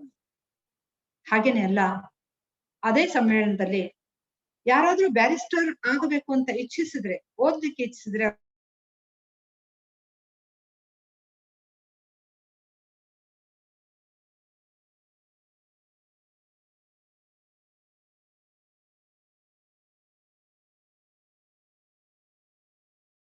ಸಹಾಯವನ್ನು ಪಡೆದು ಬ್ಯಾರಿಸ್ಟರ್ ಪದವಿಯನ್ನ ಪಡೆದು ಬಂದ್ರು ಅಂತ ಅನ್ನೋದನ್ನ ಉದಾಹರಣೆಯಾಗಿ ಕೊಡ್ತಾರೆ. ಹಾಗೇನೆ 1937ರಲ್ಲಿ ಲಿಂಗಾಯತ ಮಹಾಸಭಾ ಬ್ಯಾಡಗಿಯಲ್ಲಿ ನಡೀತದೆ. ಹಾವೇರಿ ಜಿಲ್ಲೆಯ ಬ್ಯಾಡಗಿಯಲ್ಲಿ ಅಧ್ಯಕ್ಷರಾಗಿ ಮಹತ್ವಪೂರ್ಣವಾದಂತಹ ಒಂದು ಭಾಷಣವನ್ನ ಸಾಕ್ರೆ ಅವರಲ್ಲಿ ಮಾಡ್ತಾರೆ. ಬಹುಶಃ ಇವತ್ತು ನಾವೆಲ್ಲ ಅಂದ್ಕೊಳ್ತೀವಲ್ಲ, ವೀರಶೈವ ಮತ್ತು ಲಿಂಗಾಯತ ಇವೆರಡರಲ್ಲಿರ್ತಕ್ಕಂತಹ ಸಾಮ್ಯ ವೈಷಮ್ಯಗಳನ್ನು ನಾವು ಹೇಳ್ತೇವೆ. ಲಿಂಗಾಯತ ಧರ್ಮ ಅನ್ನೋದು ಒಂದು ಸ್ವತಂತ್ರ ಧರ್ಮ ಅಂತ ಹೇಳ್ತೇವೆ. ಲಿಂಗಾಯತ, ಇಷ್ಟಲಿಂಗ ಇವೆಲ್ಲವುಗಳ ಕುರಿತಾಗಿ ಒಂದು ಸ್ಪಷ್ಟವಾದಂತಹ ತಿಳುವಳಿಕೆಯನ್ನ ಕೊಟ್ಟದ್ದೇ ಮೊಟ್ಟ ಮೊದಲ ಬಾರಿಗೆ ಸಾಕ್ರೆಯವರು. ಇದು ಲಿಂಗಾಯತ ಧರ್ಮ ಅನ್ನೋದು ಹಿಂದೂ ಧರ್ಮಕ್ಕಿಂತ ಭಿನ್ನವಾದದ್ದು. ಇದುವರೆಗೂ ನಾವು ವೀರಶೈವ ಅಂತ ಬಳಸಿದ್ದು ತಪ್ಪು. ವೀರಶೈವಕ್ಕಿಂತಲೂ ಭಿನ್ನವಾದದ್ದು ಲಿಂಗಾಯತ. ಇದಕ್ಕೆ ಮೂಲ ಆಗಮ ಉಪನಿಷತ್ತುಗಳನ್ನ ವಿರೋಧಿಸಿದಂತಹ ಬಸವಾದಿ ಪ್ರಮಥ ಪ್ರಣೀತವಾದಂತಹ ಸ್ವತಂತ್ರ ಧರ್ಮ ಲಿಂಗಾಯತ ಧರ್ಮ ಅಂತ ಪ್ರತಿಪಾದನೆ ಮಾಡಿದವರು ಅವರು. ಅವರ ಲಿಂಗಾಯತ ಧರ್ಮ ಪರಿಚಯ ಅಂತಕ್ಕಂತಹ ಒಂದು ಕಿರುಹೊತ್ತಿಗೆಯೊಳಗೆ ಬ್ಯಾಡಗಿಯಲ್ಲಿ ಅವರು ಮಾಡಿದಂತಹ ಈ ಉಪನ್ಯಾಸದ ಸಂಪೂರ್ಣ ಅವತರಣಿಕೆ ಅಲ್ಲಿದೆ ಅಂತ ಅನ್ನೋದನ್ನ ನಾವು ಗಮನಿಸ್ಬೇಕು. ಇವತ್ತು ಲಿಂಗಾಯತ ವೀರಶೈವ ಇವೆರಡೂ ಬೇರೆ ಬೇರೆ ಅನ್ನೋದರ ಕುರಿತಾಗಿ, ಲಿಂಗಾಯತ ಸ್ವತಂತ್ರ ಧರ್ಮ ಅನ್ನುವ ಕುರಿತಾಗಿ ಸಾಕಷ್ಟು ಹೋರಾಟಗಳು ನಡೀತಾವೆ. ಅದರ ಬಗ್ಗೆ ಪರಿಣತರ ಸಮಿತಿ ನಡೀತು. ಕರ್ನಾಟಕ ಸರ್ಕಾರ ಅದನ್ನ ಪುರಸ್ಕರಿಸಿತು ಕೂಡ. ಕೇಂದ್ರ ಸರ್ಕಾರದ ಆವರಣದಲ್ಲಿ ಇವತ್ತು ನೆನೆಗುದಿಗೆ ಬಿದ್ದಿದೆ. ಇಂಥ ಸಂದರ್ಭದಲ್ಲಿ ಲಿಂಗಾಯತ ಧರ್ಮ ಅಂತ ಅನ್ನುವುದು ಅದು ಸ್ವತಂತ್ರ ಧರ್ಮ ಅಂತ ಮೊಟ್ಟ ಮೊದಲ ಬಾರಿಗೆ ಸಾಧಾರವಾಗಿ ಘೋಷಿಸಿದಂಥವರು 1937ರಲ್ಲಿ ಸಾಖರೆಯವರು ಅನ್ನೋದು ಒಂದು ಐತಿಹಾಸಿಕ ಘಟನೆ ಅಂತ ಅನ್ನೋದನ್ನ ನಾವು ಮರಿಲಿಕ್ಕೆ ಆಗುದಿಲ್ಲ. ಇಡೀ ಲಿಂಗಾಯತ ಧರ್ಮದ ಕುರಿತಾಗಿ, ಅವರ ಆ ವಿಚಾರಗಳನ್ನ ಕುರಿತಾಗಿ ನಾನು ಮುಂದೆ ಇನ್ನು ಕೆಲವು ಮಾತುಗಳನ್ನ ಹೇಳಲಿದ್ದೇನೆ. ಹೀಗೆ ಸಾಮಾಜಿಕ ಹೊಣೆಗಾರಿಕೆಯನ್ನು ಕೂಡ ಅವರು ತುಂಬಾ ಉತ್ತಮ ರೀತಿಯಲ್ಲಿ ನಿರ್ವಹಿಸಿದ್ರು ಅಂತ ಅನ್ನೋದನ್ನ ನಾವು ನೋಡ್ಬೇಕು. ಬಡವರ ಬಂಧುವಾಗಿಯೂ ಕೂಡ ಅವರು ಕೆಲಸ ಮಾಡಿದ್ರು. 1910 ಅದಕ್ಕಿಂತ ಮುಂಚೆ 1868 ಡೆಪ್ಟಿ ಚನ್ನಬಸಪ್ಪನವರು ಬೆಳಗಾವಿಯ ಕೇಳ್ಕರ್ ಗಲ್ಲಿಯೊಳಗೆ ಲಿಂಗಾಯತ ಬೋರ್ಡಿಂಗ್ ಅನ್ನು ಸ್ಥಾಪಿಸಿದ್ರು. ಲಿಂಗಾಯತ ಬಡ ವಿದ್ಯಾರ್ಥಿಗಳಿಗಾಗಿ ಆ ಬೋರ್ಡಿಂಗ್ ನಡೀತಾ ಇತ್ತು. ಮುಂದೆ ಅದರ ಉತ್ತರಾಧಿಕಾರಿಗಳು ಅನ್ನೋ ಹಾಗೆ ಸಾಖರೆಯವರು 1910 ಅಲ್ಲೊಂದು 1910 ಒಂದು ಉಚಿತ ಪ್ರಸಾದ ನಿಲಯವೂ ಕೂಡ ಬೆಳಗಾವಿಯಲ್ಲಿತ್ತು. ವರ್ತಕರೆಲ್ಲ ಸೇರಿ ಅದನ್ನ ಮಾಡ್ತಾ ಇದ್ರು. ಅದು ಕೂಡ ನಿಂತು ಹೋಗ್ತಕ್ಕಂತ ಸಂದರ್ಭ ಬಂದಾಗ 1917 ಸಾಖರೆ ಅವರು ದೇಶಪಾಂಡೆ ಗಲ್ಲಿಗೆ ಸುಖ ನಿವಾಸ ಅನ್ನುವಂತ ಒಂದು ಉಚಿತ ಬೋರ್ಡಿಂಗ್ ಅನ್ನ ಸ್ಥಾಪಿಸ್ತಾರೆ. ಅಲ್ಲೇ ತಾವು ಅದು ಬೋರ್ಡಿಂಗ್ ಸರಿಯಾಗಿ ನಡೀತದೋ ಇಲ್ವೋ ಅನ್ನೋದನ್ನ ಉಸ್ತುವಾರಿ ನೋಡಿಕೊಳ್ಳೋದಕ್ಕಾಗಿ ಆಫೀಸ್ ಅನ್ನು ಕೂಡ ಅಲ್ಲೇ ಮಾಡ್ಕೊಳ್ತಾರೆ. 50 ಜನ ವಿದ್ಯಾರ್ಥಿಗಳಿಗೆ ಬೆಳಗ್ಗೆ ಸಾಯಂಕಾಲ ಸರಿಯಾದ ರೀತಿಯಲ್ಲಿ ಉಚಿತ ಪ್ರಸಾದ ಅನ್ನುವಂಥದ್ದು ಆಗ್ತಾ ಇದೆಯೇ ಅನ್ನೋದನ್ನ ನೋಡ್ಕೊಳ್ತಾರೆ. ಇಂಥ ಎಲ್ಲ ಸಂದರ್ಭಗಳಲ್ಲಿ ನಾವು ಸಾಖರೆಯವರನ್ನ ನೆನೆಬೇಕಾಗ್ತದೆ. ಸಾಖರೆಯವರು ತಮ್ಮ ಕುಟುಂಬ ವತ್ಸಲರಾಗಿದ್ದುಕೊಂಡೇನೆ ಕುಟುಂಬವನ್ನು ಕೂಡ ಕೆಲವು ಬಾರಿ ಅವಗಣನೆ ಮಾಡಿ ಸಮಾಜದ ವಿದ್ಯಾರ್ಥಿಗಳ ಶಿಕ್ಷಣದ ಏಳಿಗೆಗಾಗಿ ದುಡಿದ್ರು ಅಂತ ಅನ್ನೋದನ್ನ ಈ ಸಂದರ್ಭದಲ್ಲಿ ನಾವು ನೆನಪಿಸ್ಕೊಳ್ಬೇಕಾಗ್ತದೆ. ಯಾಕೆಂದ್ರೆ ಈ ಉಚಿತ ಪ್ರಸಾದ ನಿಲಯವನ್ನ ನಡೆಸುವಂತಹ ಸಂದರ್ಭದಲ್ಲಿ ಆಫೀಸ್ ಅನ್ನ ಅದೇ ದೇಶಪಾಂಡೆ ಗಲ್ಲಿಯಲ್ಲಿ ಮಾಡಿಕೊಂಡಿರುವ ಸಂದರ್ಭದಲ್ಲಿಯೇ 3-4 ದಿವಸದ ಜ್ವರದ ಅಜಾರಿಯಿಂದಾಗಿ ಅವರ ಪತ್ನಿ ಗಂಗಮ್ಮ ನಿಧನರಾಗ್ತಾರೆ. ಬಹುಶಃ ಈ ಮಕ್ಕಳ, ಈ ವಿದ್ಯಾರ್ಥಿಗಳ ಈ ಉಸ್ತುವಾರಿಯನ್ನು ನೋಡಿಕೊಳ್ಳುವುದರ ಬದಲಾಗಿ ಅದರ ಜೊತೆಗೇನೆ ಹೆಂಡತಿಯ ಉಸ್ತುವಾರಿಯನ್ನು ಕೂಡ ಅವ್ರು ನೋಡ್ಕೊಂಡಿದ್ದಿದ್ರೆ ಇಂಥ ಒಂದು ಘಟನೆ ನಡೀತಾ ಇರ್ಲಿಲ್ವೇನೋ, ದುರಂತ ನಡೀತಾ ಇರ್ಲಿಲ್ವೇನೋ ಅಂತ ಒಂದೊಂದ್ಸಾರಿ ನನಗೂ ಕೂಡ ಅನಿಸ್ತದೆ. ಆದ್ರೆ ಭಗವದಿಚ್ಛೆ 1917 ಅವರ ಹೆಂಡತಿ ಗಂಗಮ್ಮ ತೀರ್ಕೊಳ್ತಾರೆ. ಹೀಗೆ ಮುಂದೆ ಅವರು ಈ ಉಚಿತ ಪ್ರಸಾದ ನಿಲಯ ಅದಾದ್ಮೇಲೆ ಬೆಳಗಾವಿಯೊಳಗೆ ಅವ್ರನ್ನ ಸಾಖರೆಯವ್ರು ಶುರು ಮಾಡಿದ್ದು, ಸಾಖರೆಯವ್ರ ನಂತರ ಅದನ್ನ ಮತ್ತೆ ಮುಂದುವರಿಸ್ಕೊಂಡು ಹೋದದ್ದು, ಉಚಿತ ಪ್ರಸಾದ ನಿಲಯವನ್ನ ಮುಂದುವರಿಸ್ಕೊಂಡು ಹೋದಂತವರು ಪೂಜ್ಯರಾದಂತಹ ನಾಗನೂರು ಮಠದ ಶಿವಬಸವ ಸ್ವಾಮಿಗಳು. ಅದಾದ್ಮೇಲೆ ಶಿವಬಸವ ಸ್ವಾಮಿಗಳ ಉಸ್ತುವಾರಿಯನ್ನು ನಡೆಸ್ಕೊಂಡು ಹೋದ ನಂತರ ಇವರು ಅದನ್ನ ನಿಲ್ಲಿಸ್ತಾರೆ. ಹೀಗೆ ಬಡ ವಿದ್ಯಾರ್ಥಿಗಳ ಬಂಧುವಾಗಿ ಸಾಖರೆಯವರು ಈ ಉಚಿತ ಪ್ರಸಾದ ನಿಲಯವನ್ನ ನಡೆಸ್ಕೊಂಡು ಹೋಗ್ತಾರೆ. ಅದಾದ ನಂತರ ಅನಾಥ ಮಕ್ಕಳಿದ್ರೆ, ಲಿಂಗಾಯತ ಬಡ ಮಕ್ಕಳಿದ್ರೆ, ಅನಾಥ ಮಕ್ಕಳಿದ್ರೆ, ತಂದೆ ತಾಯಿಗಳಿಂದ ಪರಿತ್ಯಕ್ತರಾಗಿದ್ದವ್ರೆ ಅಥವಾ ತಂದೆ ತಾಯಿಗಳಿಲ್ಲದೆ ಇದ್ರೆ ಅಂಥ ಸಂದರ್ಭದಲ್ಲಿ ಅವರನ್ನ ಸ್ವತಃ ತಮ್ಮ ಮನೆಯನ್ನಿಟ್ಕೊಂಡು ಓದಿಸಿ ವಿದ್ಯಾವಂತರನ್ನಾಗಿ ಮಾಡಿದಂತಹ ಒಂದು ಶ್ರೇಯಸ್ಸು ಕೂಡ ಇವರಿಗೆ ಸಲ್ತದೆ ಅಂತ. ಸಾಖರೆಯವರ ಮನೆಯಲ್ಲಿ ಇದ್ಕೊಂಡು ಓದಿದಂತಹ ಇಬ್ಬರು ಮಹನೀಯರು ಆ ವಿಷಯಗಳನ್ನ ಹಂಚಿಕೊಳ್ತಾರೆ ಅನ್ನೋದನ್ನ ಗಮನಿಸ್ಬೇಕು. ಒಬ್ಬರು ವೀರಭದ್ರಪ್ಪ ಯಳಮಲಿಯವರು, ರೈಲ್ವೆ ಇಲಾಖೆ ಅಧಿಕಾರಿಯಾಗಿ ಮುಂದೆಯೂ ಕೂಡ ಸಾಖರೆಯವರ ಮನೆ ಮಗನ ಹಾಗೆ ನಡೆದುಕೊಂಡವರು ಅವರು. ಹಾಗೆ ಇನ್ನೊಬ್ರು ಟಣ್ಣಣ್ಣವರ್ ಅನ್ನುವಂಥವರು ಲಿಂಗರಾಜ್ ಕಾಲೇಜ್ನಲ್ಲಿ ಈ ಟಿ ಕಾಲೇಜ್ ಅಂತ ನಾವೇನ್ ಕರಿತೀವಿ, ಟೀಚರ್ಸ್ ಟ್ರೈನಿಂಗ್ ಡಿಪ್ಲೊಮಾ ಕಾಲೇಜ್ ಏನಿದೆಯಲ್ಲ, ಅಲ್ಲಿ ಶಿಕ್ಷಕರಾಗಿಯೂ ಕೂಡ ಅವರು ಕೆಲಸ ಮಾಡಿದ್ರು ಅಂತ ಅನ್ನೋದು ಈಗ ಇತಿಹಾಸ. ಅವರು ಕೂಡ ಸಾಖರೆಯವರ ಈ ಅನಾಥರನ್ನ ರಕ್ಷಿಸ್ತಕ್ಕಂತಹ ಕ್ರಿಯೆ ಕುರಿತಾಗಿ ಸಾಕಷ್ಟು ವಿಷಯಗಳನ್ನ ಹಂಚಿಕೊಳ್ತಾರೆ. ಇದರ ಜೊತೆಗೇನೆ ಆ ಕಾಲದಲ್ಲಿದ್ದಂಥದ್ದು ಇನ್ನೊಂದು ಬ್ರಾಹ್ಮಣೇತರ ಚಳವಳಿ ಅಂತ ಬರ್ತದೆ. ಒಂದರ್ಥದಲ್ಲಿ ಬ್ರಾಹ್ಮಣರು ಶಿಕ್ಷಣದಲ್ಲಿ ಮುಂದುವರೆದಿದ್ರು, ಉದ್ಯೋಗಾವಕಾಶಗಳನ್ನ ಗಿಟ್ಟಿಸಿಕೊಂಡಿದ್ರು. ಪ್ರಾರಂಭಿಕ ಘಟ್ಟದಿಂದಲೂ ಕೂಡ ಭಾರತೀಯ ಪರಂಪರೆಯೊಳಗೆ ಬ್ರಾಹ್ಮಣರಿಗೆ ಶ್ರೇಷ್ಠವಾದಂತಹ ಶಿಕ್ಷಣ ದೊರೆಯುವಂತಹ ವ್ಯವಸ್ಥೆ ನಮ್ಮಲ್ಲಿ ಇತ್ತು. ಆದ್ರೆ ಬ್ರಾಹ್ಮಣೇತರರಿಗೆ ಅಂತ ಒಂದು ಸೌಲಭ್ಯ ಸೌಕರ್ಯ ಇರ್ಲಿಲ್ಲ. ಹಾಗಾಗಿ ಬ್ರಾಹ್ಮಣೇತರರು ಕೂಡ ಶೈಕ್ಷಣಿಕವಾಗಿ, ಆರ್ಥಿಕವಾಗಿ, ರಾಜಕೀಯವಾಗಿ ಮುಂದೆ ಬರಬೇಕು ಅನ್ನುವಂತಹ ಒಂದು ವಿಚಾರ ಆ ಕಾಲದಲ್ಲಿ ಪ್ರಚಲಿತವಾಗಿತ್ತು. ಒಂದು ಕಡೆಯಿಂದ ಬ್ರಿಟಿಷರ ವಿರುದ್ಧ ಹೋರಾಡ್ತಕ್ಕಂತಹ ಚಳವಳಿ, ಇನ್ನೊಂದು ಕಡೆ ಈ ಪುರೋಹಿತ ಶಾಹಿಗಳ ವಿರುದ್ಧ ಹೋರಾಡ್ತಕ್ಕಂತಹ ಒಂದು ಚಳವಳಿಯನ್ನ ಹುಟ್ಟು ಹಾಕಿದ್ರು ಆ ಕಾಲದಲ್ಲಿ. ಅಂಥ ಒಂದು ಚಳವಳಿಯ ಕಾರಣೀಕರ್ತರು ಒಬ್ರು ಸರ್ ಸಿದ್ದಪ್ಪ ಕಂಬಳಿಯವರು, ಇನ್ನೊಬ್ರು ಕೊಲ್ಹಾಪುರದ ಶಾಹು ಮಹಾರಾಜರು. ಹಾಗಾಗಿ 1924 ಬೆಳಗಾವಿಯಲ್ಲಿ ಕಾಂಗ್ರೆಸ್ ಅಧಿವೇಶನ ನಡೀತಲ್ಲ, ಅದಕ್ಕೆ ಪರ್ಯಾಯವಾಗಿ ಬ್ರಾಹ್ಮಣೇತರ ಚಳವಳಿಯು ಕೂಡ ಅಲ್ಲಿ ನಡೆಯಿತು ಅಂತ ಹೇಳ್ತಾರೆ.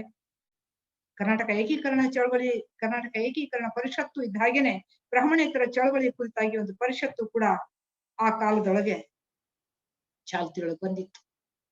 ಇಂತಹ ಒಂದು ಅಧಿವೇಶನವನ್ನ ಹಮ್ಮಿಕೊಂಡಂಥವರು ಸರ್ ಸಿದ್ದಪ್ಪ ಕಂಬಳಿ ಅವರ ನೇತೃತ್ವದಲ್ಲಿ ನಡೆದಂತಹ ಈ ಚಳವಳಿ ಹಿಂದೆ ತಮ್ಮ ಎಲ್ಲ ಪರಿಶ್ರಮವನ್ನ ಮೇಳೈಸಿ ದುಡಿದವರು ಎಂ.ಆರ್. ಸಾಕ್ರೆ, ದಿವಾನ್ ಬಹದ್ದೂರ್ ಲಠ್ಠೆ ಅವರು, ಭೋಜ್ ಅವರು, ಷಣ್ಮುಖಪ್ಪ ಅಂಗಡಿಯವರು ಮತ್ತು ಲಿಂಗಾಯತ ಸಮುದಾಯದ ಇತರರು ಕೂಡಿ ಇಂತಹ ಒಂದು ಸಮ್ಮೇಳನ ಮಾಡ್ಲಿಕ್ಕೆ ಕಾರಣರಾದ್ರು.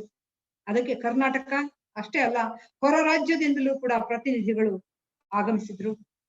ಆ ಸಂದರ್ಭದಲ್ಲಿ ನಡೆದಂತಹ ಆ ವಿವರಗಳನ್ನು ಕೂಡ ಕೆಲವು ಜನ ಈ ಪ್ರತ್ಯಕ್ಷದರ್ಶಿಗಳು ದಾಖಲಿಸಿದ್ದಾರೆ. ಕಂಬಳಿಯವರನ್ನ, ರಾವ್ ಬಹದ್ದೂರ್ ಬಿ.ಎಲ್. ಪಾಟೀಲ್ ಅವರನ್ನ, ಬಿ.ಕೆ. ದಳವಿ ಅವರನ್ನ ಮತ್ತು ರಾಮಸ್ವಾಮಿ ಮುದಲಿಯಾರ್ ಅವರನ್ನ ರೈಲ್ವೆ ಸ್ಟೇಷನ್ ಇಂದ ಕೋಟೆಯ ಭಾಗದವರೆಗೆ ಅವ್ರನ್ನ ಯಾವ ರೀತಿ ಎಂಥ ವಿಜೃಂಭಣೆಯಿಂದ ಮೆರವಣಿಗೆ ಮಾಡಿಕೊಂಡು ಬಂದ್ರು ಅಂತ ಅನ್ನೋದನ್ನ ಅವರ ಮಾತುಗಳಲ್ಲಿ ನಾವು ಕೇಳಿದ್ವಿ. ಅದೊಂದು ಶ್ರೇಷ್ಠ ದೃಶ್ಯ ರೂಪಕವಾಗಿತ್ತು ಅಂತ ಹೇಳ್ತಾರೆ. ಬ್ರಾಹ್ಮಣೇತರರು ಒಗ್ಗಟ್ಟಾಗ್ತಕ್ಕಂತಹ, ಸಂಘಟಿತರಾಗತಕ್ಕಂತಹ, ಬ್ರಾಹ್ಮಣೇತರ ಚಳುವಳಿಯ ಈ ಮುಂದಾಳುಗಳಿಗೆ ಸಂಘ ಸಂಸ್ಥೆಗಳವರು ಮಾಲಾರ್ಪಣೆ ಮಾಡ್ತಕ್ಕಂಥದ್ದು, ಅದನ್ನ ನೋಡೋದೇ ಕಣ್ಣಿಗೆ ಒಂದು ಹಬ್ಬವಾಗಿತ್ತು ಅಂತ ಹೇಳ್ತಾರೆ. ಆ ಸಮ್ಮೇಳನದಲ್ಲಿ ಬ್ರಾಹ್ಮಣೇತರರು ಅಂದ್ರೆ ಬ್ರಾಹ್ಮಣರ ವಿರುದ್ಧವಾಗಿ ಈ ಸಂಘಟನೆ ಅಲ್ಲ, ಬ್ರಾಹ್ಮಣರಂತೆಯೇ ನಾವು ಕೂಡ ಶೈಕ್ಷಣಿಕವಾಗಿ, ರಾಜಕೀಯವಾಗಿ, ಸಾಮಾಜಿಕವಾಗಿ ಮೇಲೆ ಬರಬೇಕು. ಅವರ ಹಾಗೆ ಎಲ್ಲ ರೀತಿಯ ಸೌಕರ್ಯ ಸೌಲಭ್ಯಗಳನ್ನ ದೊರಕಿಸಿಕೊಳ್ಳಿಕ್ಕೆ ನಾವು ಯಾವ್ಯಾವ ರೀತಿಯ ವಿಧಾಯಕ ಕಾರ್ಯಕ್ರಮಗಳನ್ನ ಹಮ್ಮಿಕೊಳ್ಬೇಕು, ಅವುಗಳ ಅನುಷ್ಠಾನಕ್ಕೆ ತರಬೇಕು ಅಂತ ಅನ್ನೋದ್ರ ಬಗ್ಗೆ ಬಹುದೀರ್ಘ ಚರ್ಚೆ ನಡೆಯಿತು. ರಾಮಸ್ವಾಮಿ ಮುದಲಿಯಾರ್ ಅವರ ಆ ಭಾಷಣ ಉದ್ಬೋಧಕವಾಗಿತ್ತು ಅಂತ ಹೇಳ್ತಾರೆ. ಹೀಗೆ ಈ ಸಾಮಾಜಿಕ ಚಳವಳಿಗಳಲ್ಲಿ ಕೂಡ ಸಾಕರೆ ಅವರು ತಮಗೆ ಸಾಧ್ಯವಾದಷ್ಟು ಸೇವೆಯನ್ನ ಸಲ್ಲಿಸಿದ್ದಾರೆ ಅಂತ ಅನ್ನೋದನ್ನ ನೋಡ್ಬೇಕು. ಒಬ್ಬ ಹೈಸ್ಕೂಲ್ ಹೆಡ್ ಮಾಸ್ಟರ್ ಆಗಿ, ಲಿಂಗರಾಜ್ ಕಾಲೇಜಿನ ಅಲ್ಲಿ ಸಂಸ್ಕೃತ ಪ್ರಾಧ್ಯಾಪಕರಾಗಿ, KLE ಸೊಸೈಟಿಯ ಪ್ರಧಾನ ಕಾರ್ಯದರ್ಶಿಯಾಗಿ, ಆ ಪ್ರಧಾನ ಕಾರ್ಯದರ್ಶಿಯ ಜೊತೆಗೇನೆ ಒಬ್ಬ ಅರ್ಥ ಸಚಿವನಂತೆ ಕಟ್ಟಡಗಳ ನಿರ್ಮಾಣದ ಕಾರ್ಯಕರ್ತನಾಗಿ, ಹಣವನ್ನ ಸಂಗ್ರಹಿಸ್ತಕ್ಕಂತಹ ಒಬ್ಬ ಸಂಘಟಕರಾಗಿ, ಪೈಗೆ ಪೈ ಲೆಕ್ಕ ಇಡ್ತಕ್ಕಂತಹ ಒಬ್ಬ ಲೆಕ್ಕಿಗನಾಗಿ ಸಾಕ್ರೆಯವರ ಈ ಎಲ್ಲ ಕೆಲಸಗಳನ್ನ ನೋಡಿದ್ಮೇಲೆ ನಮ್ಗೆ ಅನಿಸ್ತದೆ, ಇವ್ರು MA ಸಂಸ್ಕೃತ ಮಾಡಿದ್ದು ವ್ಯರ್ಥವಾಯ್ತಾ? ಖಂಡಿತವಾಗಿಯೂ ಇಲ್ಲ. ಅವರಿಗೆ ಅವಕಾಶ ಸಿಕ್ಕದ್ದು ಅಧ್ಯಾಪಕರಾದ್ಮೇಲೆ. ಅಲ್ಲಿಯವರೆಗೂ ಸುಪ್ತ ಚೇತನವಾಗಿ ಅದು ಅವರಲ್ಲಿ ಉಳಿದುಕೊಂಡಿತ್ತು. ಹಿಂದೆ ಓದಿದಂತಹ ಎಲ್ಲ ಸಂಸ್ಕೃತ ಪ್ರಾಕೃತಗಳ ಮಹಾಕಾವ್ಯಗಳು, ಅವರ ಅಗಾಧವಾದಂತಹ ಜ್ಞಾಪಕ ಶಕ್ತಿ ಎಷ್ಟಿತ್ತು ಅಂತಂದ್ರೆ, ಅವರಿಗೆ ಯಾವುದೇ ಒಂದು ಸಂಸ್ಕೃತದ ಕಾವ್ಯವನ್ನ ಪಾಠ ಮಾಡ್ಲಿಕ್ಕೆ ನಿಂತ್ಕೊಂಡ್ರು ಕೂಡ ಅದರ ಜೊತೆಗೇನೆ ಅದೇ ಸನ್ನಿವೇಶ, ಅದೇ ಪ್ರಸಂಗಗಳು ಬೇರೆ ಇನ್ನೆಲ್ಲಿ ಯಾವ್ಯಾವ ಕಾವ್ಯಗಳಲ್ಲಿ ಬರ್ತವೆ ಅನ್ನೋದನ್ನ ನಿರರ್ಗಳವಾಗಿ ಆ ಇಡೀ ಕಾವ್ಯಗಳ ಪಠ್ಯಗಳನ್ನೇ ಹೇಳ್ತಾ, ಕಾವ್ಯವಿರ್ಲಿ, ಶಾಸ್ತ್ರವಿರ್ಲಿ, ಅವೆಲ್ಲವುಗಳನ್ನ ಒಂದರ್ಥದಲ್ಲಿ ಅವರಿಗೆ ಬಾಯ್ಪಾಠ ಹಾಕೋಗಿತ್ತು. ಅವುಗಳನ್ನ ಹೇಳ್ತಾ ವಿಮರ್ಶಾ ಶಕ್ತಿಯಿಂದ ತೌಲನಿಕವಾಗಿ ಅವುಗಳ ಬಗ್ಗೆ ಎಳೆಯಾಗಿ ಬಿಡಿಸಿಡ್ತಕ್ಕಂತಹ ರೀತಿ ಅವರದಾಗಿತ್ತು ಅಂತ ಹೇಳ್ತಾರೆ. ಅಂಥವರ ಮಾತುಗಳನ್ನ ಕೇಳೋದೇ ಬದುಕಿನ ಭಾಗ್ಯ ಅಂತ ಹಲವಾರು ಜನ ಅವರ ಶಿಷ್ಯಂದರು ಇದುವರೆಗೂ ಹೇಳೋದನ್ನ ನಾವು ನೋಡ್ತೇವೆ. ಅದರ ಜೊತೆಗೆ ಮುಂಬೈ ವಿವಿಯ ಸೆನೆಟ್ ಮತ್ತು ಅಕಾಡೆಮಿಕ್ ಕೌನ್ಸಿಲ್ಗಳ ಸದಸ್ಯರಾಗಿ ತಮಗೆ ಹಿಂದೆ ಕಲಿಸಿದಂತಹ ಗುರುಗಳು ಪ್ರೊಫೆಸರ್ ಕರ್ಮರ್ಕರ್, ದಾಂಡೇಕರ್, ಪ್ರೊಫೆಸರ್ PV ಕಾಣೆ ಇವರಂತಹವರ ಹಾಗೆ ನಾನು ಕೂಡ ಸಂಸ್ಕೃತದಲ್ಲಿ ಕಾವ್ಯಗಳ ಕುರಿತು, ನಾಟಕಗಳ ಕುರಿತು, ಅಲಂಕಾರ ಶಾಸ್ತ್ರದ ಕುರಿತು, ಛಂದಸ್ಸಿನ ಕುರಿತು ಕೂಡ ಕೃತಿಗಳನ್ನ ರಚಿಸಬೇಕು ಅನ್ನುವಂತಹ ಒಂದು ಅಭಿಲಾಷೆ ಅವರಲ್ಲಿ ಮೂಡ್ತು. ಅದೇ ಸಂದರ್ಭದಲ್ಲಿ ಒಂದು ಬಾರಿ 1929ರಲ್ಲಿ ಅವರು ಮಡ್ರಾಸ್ನಲ್ಲಿ ಆಲ್ ಇಂಡಿಯಾ ಎಜುಕೇಶನ್ ಕಾನ್ಫರೆನ್ಸ್ ನಡೆದಿರ್ತದೆ. ಅಲ್ಲಿಗೆ ಅವರು ಹೋಗ್ತಾರೆ. ಹೋದಂತ ಸಂದರ್ಭದಲ್ಲಿ ಸಹಜವಾಗಿ ಅವರ ಗಮನ ಮದ್ರಾಸ್ ವಿಶ್ವವಿದ್ಯಾಲಯದ ಕ್ಯಾಂಪಸ್ ನಲ್ಲಿ, ಚೆಪಾಕ್ ನಲ್ಲಿ ಇರ್ತಕ್ಕಂತಹ ಒಂದು ಕಟ್ಟಡದ ಕಡೆಗೆ ಹರಿತದೆ. ಅದು ಮಡ್ರಾಸ್ ಓರಿಯೆಂಟಲ್ ಮ್ಯಾನುಸ್ಕ್ರಿಪ್ಟ್ ಲೈಬ್ರರಿ ಅಂತ. ಇದುವರೆಗೂ ಮಹಾರುದ್ರಪ್ಪ ರೇವಪ್ಪ ಸಾಕ್ರೆ ಅವರು GA ಹೈಸ್ಕೂಲ್ನ ಹೆಡ್ ಮಾಸ್ಟರ್ ಆಗಿ, ಲಿಂಗರಾಜ್ ಕಾಲೇಜಿನ ಸಂಸ್ಕೃತ ಪ್ರಾಧ್ಯಾಪಕರಾಗಿ, ಲಿಂಗಾಯತ ಶಿಕ್ಷಣ ಸಂಸ್ಥೆಯ ಪ್ರಧಾನ ಕಾರ್ಯದರ್ಶಿಯಾಗಿ, ಆ ಸಂಸ್ಥೆಯ ಕಟ್ಟಡ ನಿರ್ಮಾಣದಲ್ಲಿ ದುಡಿದಂತಹ ಕೆಲಸಗಾರರಾಗಿ, ಆ ಕಟ್ಟಡವನ್ನ ಕಟ್ಟಿಸ್ಲಿಕ್ಕೆ, ಹಣ ಕೂಡಿಸ್ಲಿಕ್ಕೆ ಸಂಗ್ರಹಕಾರರಾಗಿ, ಪೈ ಟು ಪೈ ಸಾರ್ವಜನಿಕ ಹಣ ಇದು ಅಂತ ಲೆಕ್ಕ ಇಡಲಿಕ್ಕೆ ಒಬ್ಬ ಅಕೌಂಟೆಂಟ್ ಆಗಿಯೂ ಕೂಡ ಕೆಲಸ ಮಾಡಿದ್ದಾರೆ ಅಂತ ಅನ್ನೋದು ಬಹಳ ಆಶ್ಚರ್ಯಕರ ಅನಿಸ್ತದೆ. ಒಬ್ಬ ವ್ಯಕ್ತಿ ಒಂದು ಜೀವಮಾನದಲ್ಲಿ ಇಷ್ಟೆಲ್ಲ ಕೆಲಸವನ್ನ ಮಾಡಬಹುದಾ ಅನ್ನುವಂಥ ಪ್ರಶ್ನೆಯೂ ಕೂಡ ನಮಗೆ ಎದುರಾಗ್ತದೆ. ಹೀಗೆಲ್ಲ ಇದ್ದಾಗ್ಯೂ ಕೂಡ ಅವ್ರು MA ಸಂಸ್ಕೃತ ಮಾಡಿದ್ದು ವ್ಯರ್ಥವಾಯ್ತಾ, ಅಷ್ಟೆಲ್ಲ ಪ್ರಯತ್ನ ಪಟ್ಟದ್ದು ವ್ಯರ್ಥವಾಯ್ತಾ ಅಂತ ಕೆಲವು ಸಾರಿ ನನಗೆ ಅನಿಸಿದ್ದಿದೆ. ಸಂಸ್ಕೃತ ಪ್ರಾಕೃತಗಳಲ್ಲಿ ಎಷ್ಟು ಪ್ರಾವೀಣ್ಯತೆಯನ್ನು ಅವರು ಪಡೆದಿದ್ರು, ಅಷ್ಟೇ ಇಂಗ್ಲಿಷ್ ಭಾಷೆಯ ಮೇಲೆಯೂ ಕೂಡ ಅವರಿಗೆ ಪ್ರಬುದ್ಧತೆ ಅನ್ನೋದು ಇತ್ತು, ಪ್ರಭುತ್ವ ಅನ್ನೋದು ಕೂಡ ಇತ್ತು. ಅದರ ಜೊತೆಗೆ ಅಗಾಧವಾದಂತಹ ಜ್ಞಾಪಕ ಶಕ್ತಿ ಅವರಿಗಿತ್ತು. ಸಂಸ್ಕೃತ ಕಾವ್ಯ ಶಾಸ್ತ್ರಗಳು ಅವರಿಗೆ ಕಂಠಪಾಠವಾಗಿತ್ತು.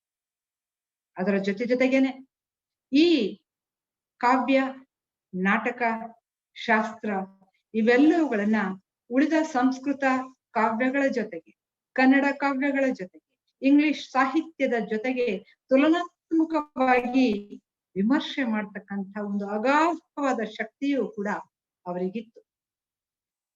ಮುಂಬೈ ವಿಶ್ವವಿದ್ಯಾಲಯದ ಸೆನೆಟ್, ಅಕಾಡೆಮಿಕ್ ಕೌನ್ಸಿಲ್ಗಳ ಸದಸ್ಯರಾಗಿ ಅವರು ಕೆಲಸ ಮಾಡಿದ್ರು.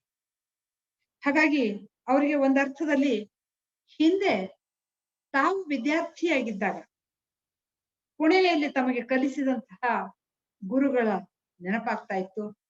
ಪ್ರೊಫೆಸರ್ ಕರ್ಮರ್ಕರ್, ಪ್ರೊಫೆಸರ್ ದಾಂಡೇಕರ್, ಪ್ರೊಫೆಸರ್ PV ಕಾಣೆ ಅಂತ ಭಾರತದ ಶಾಸ್ತ್ರಗಳ ಕುರಿತಾಗಿ, ಧರ್ಮಶಾಸ್ತ್ರಗಳ ಕುರಿತಾಗಿ ಅದ್ಭುತವಾದಂತಹ PV ಕಾಣೆಯವರ ಬೇಕು ಅನ್ನತಕ್ಕಂಥ ಒಂದು ಬಯಕೆ, ಹಂಬಲ ಅವರಿಗಿತ್ತು. ಆದ್ರೆ ಅದಕ್ಕೆ ಸರಿಯಾದಂತಹ ಒಂದು ಅವಕಾಶ ಅವರಿಗೆ ಸಿಗಲಿಲ್ಲ. ಆದ್ರೆ ಲಿಂಗರಾಜ್ ಕಾಲೇಜಿನ ಸಂಸ್ಕೃತ ಪ್ರಾಧ್ಯಾಪಕರಾದಂತಹ ಸಂದರ್ಭದಲ್ಲಿ, ಅದಕ್ಕಿಂತಲೂ ಪೂರ್ವದಲ್ಲಿಯೇ ಅವರು 1929ರಲ್ಲಿ ಮದ್ರಾಸಿಗೆ ಆಲ್ ಇಂಡಿಯಾ ಎಜುಕೇಶನ್ ಕಾನ್ಫರೆನ್ಸ್ಗೆ ಹೋದಂತಹ ಸಂದರ್ಭದಲ್ಲಿ ಈ ಸಾಹಿತ್ಯದ ಬಗೆಗಿನ ಅವರ ಪ್ರೀತಿ ಅವರನ್ನ ಮದ್ರಾಸ್ ಓರಿಯೆಂಟಲ್ ಮ್ಯಾನುಸ್ಕ್ರಿಪ್ಟ್ ಲೈಬ್ರರಿಗೆ ಎಳೆದುಕೊಂಡು ಹೋಯ್ತು. ಅಲ್ಲಿರ್ತಕ್ಕಂತಹ ಅಪಾರವಾದಂತಹ ಈ ಸಂಸ್ಕೃತ ತಾಳೆಗರಿಗಳ ರಾಶಿ, ಕೋರೆ ಕಾಗದಗಳ ಹಸ್ತಪ್ರತಿ, ಇವೆಲ್ಲವುಗಳನ್ನ ನೋಡಿ ಅವರು ಬೆರಗುಗೊಂಡಿದ್ರು. ಅವರಷ್ಟೇ ಅಲ್ಲ, ಇತ್ತೀಚಿನ 8-10 ವರ್ಷಗಳಲ್ಲಿ ಸುಮಾರು 8-10 ಬಾರಿ ನಾನು ಕೂಡ ಮದ್ರಾಸಿನ ಓರಿಯೆಂಟಲ್ ಮ್ಯಾನುಸ್ಕ್ರಿಪ್ಟ್ ಲೈಬ್ರರಿಗೆ ಹೋಗ್ತಕ್ಕಂತಹ ಒಂದು ಭಾಗ್ಯವನ್ನ ಪಡೆದಿದ್ದೆ. ಆ ಸಂದರ್ಭದಲ್ಲಿ ಮೆಕೆಂಜಿಯವರ ಒಂದು ಸಂಗ್ರಹವನ್ನ ನೋಡಿ ನಾನು ದಿಗ್ಭ್ರಮೆಗೆ ಒಳಗಾಗುವಂತಹ ಸನ್ನಿವೇಶ ಇತ್ತು. ಇದು 2010-15ರ ಕಥೆಯಾದ್ರೆ 1929ರಲ್ಲಿ ಅಂದ್ರೆ ಸುಮಾರು 100 ವರ್ಷಗಳ ಹಿಂದೆಯೇ ಅದನ್ನ ಭೇಟಿ ಮಾಡಿದಂತಹ ಮಹಾರುದ್ರಪ್ಪ ಸಾಖರೆ ಅವರಿಗೆ ಸಹಜವಾಗಿ ಆಸಕ್ತಿ ಕುತೂಹಲಗಳು ಕೆರಳಿತು. ಅದೇ ಸಂದರ್ಭದಲ್ಲಿ ಲೈಬ್ರರಿಯಲ್ಲಿ ಅವರಿಗೆ ಬಿ ರಾಮರಾವ್ ಅಂತಕ್ಕಂತಹ ವ್ಯಕ್ತಿಯ ಪರಿಚಯ ಆಗ್ತದೆ, ಭೇಟಿ ಆಗ್ತದೆ. ಇವರ ಆಸಕ್ತಿಯನ್ನ ಕಂಡು ಅವರು ಒಂದು ಕಾವ್ಯವನ್ನ ನೀವು ಯಾಕೆ ಸಂಪಾದನೆ ಮಾಡಬಾರ್ದು ಅಂತ ಸೂಚಿಸ್ತಾರೆ.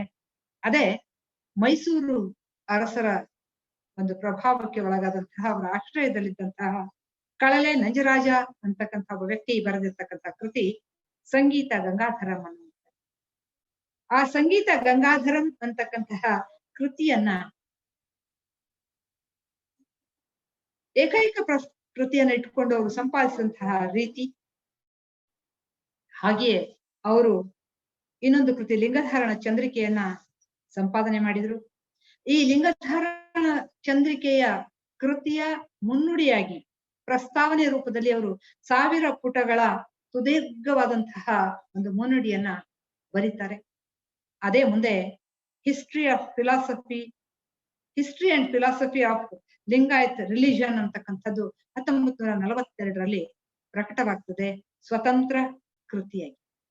ಇವೆಲ್ಲವುಗಳ ಕುರಿತಾಗಿ ಮತ್ತೆ ನಾವೆಲ್ಲ ಈ ಲಿಂಗಾಯತ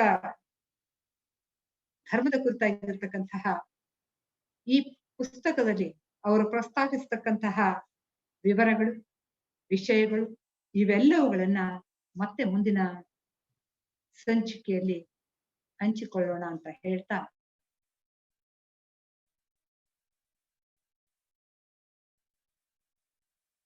ಇವತ್ತು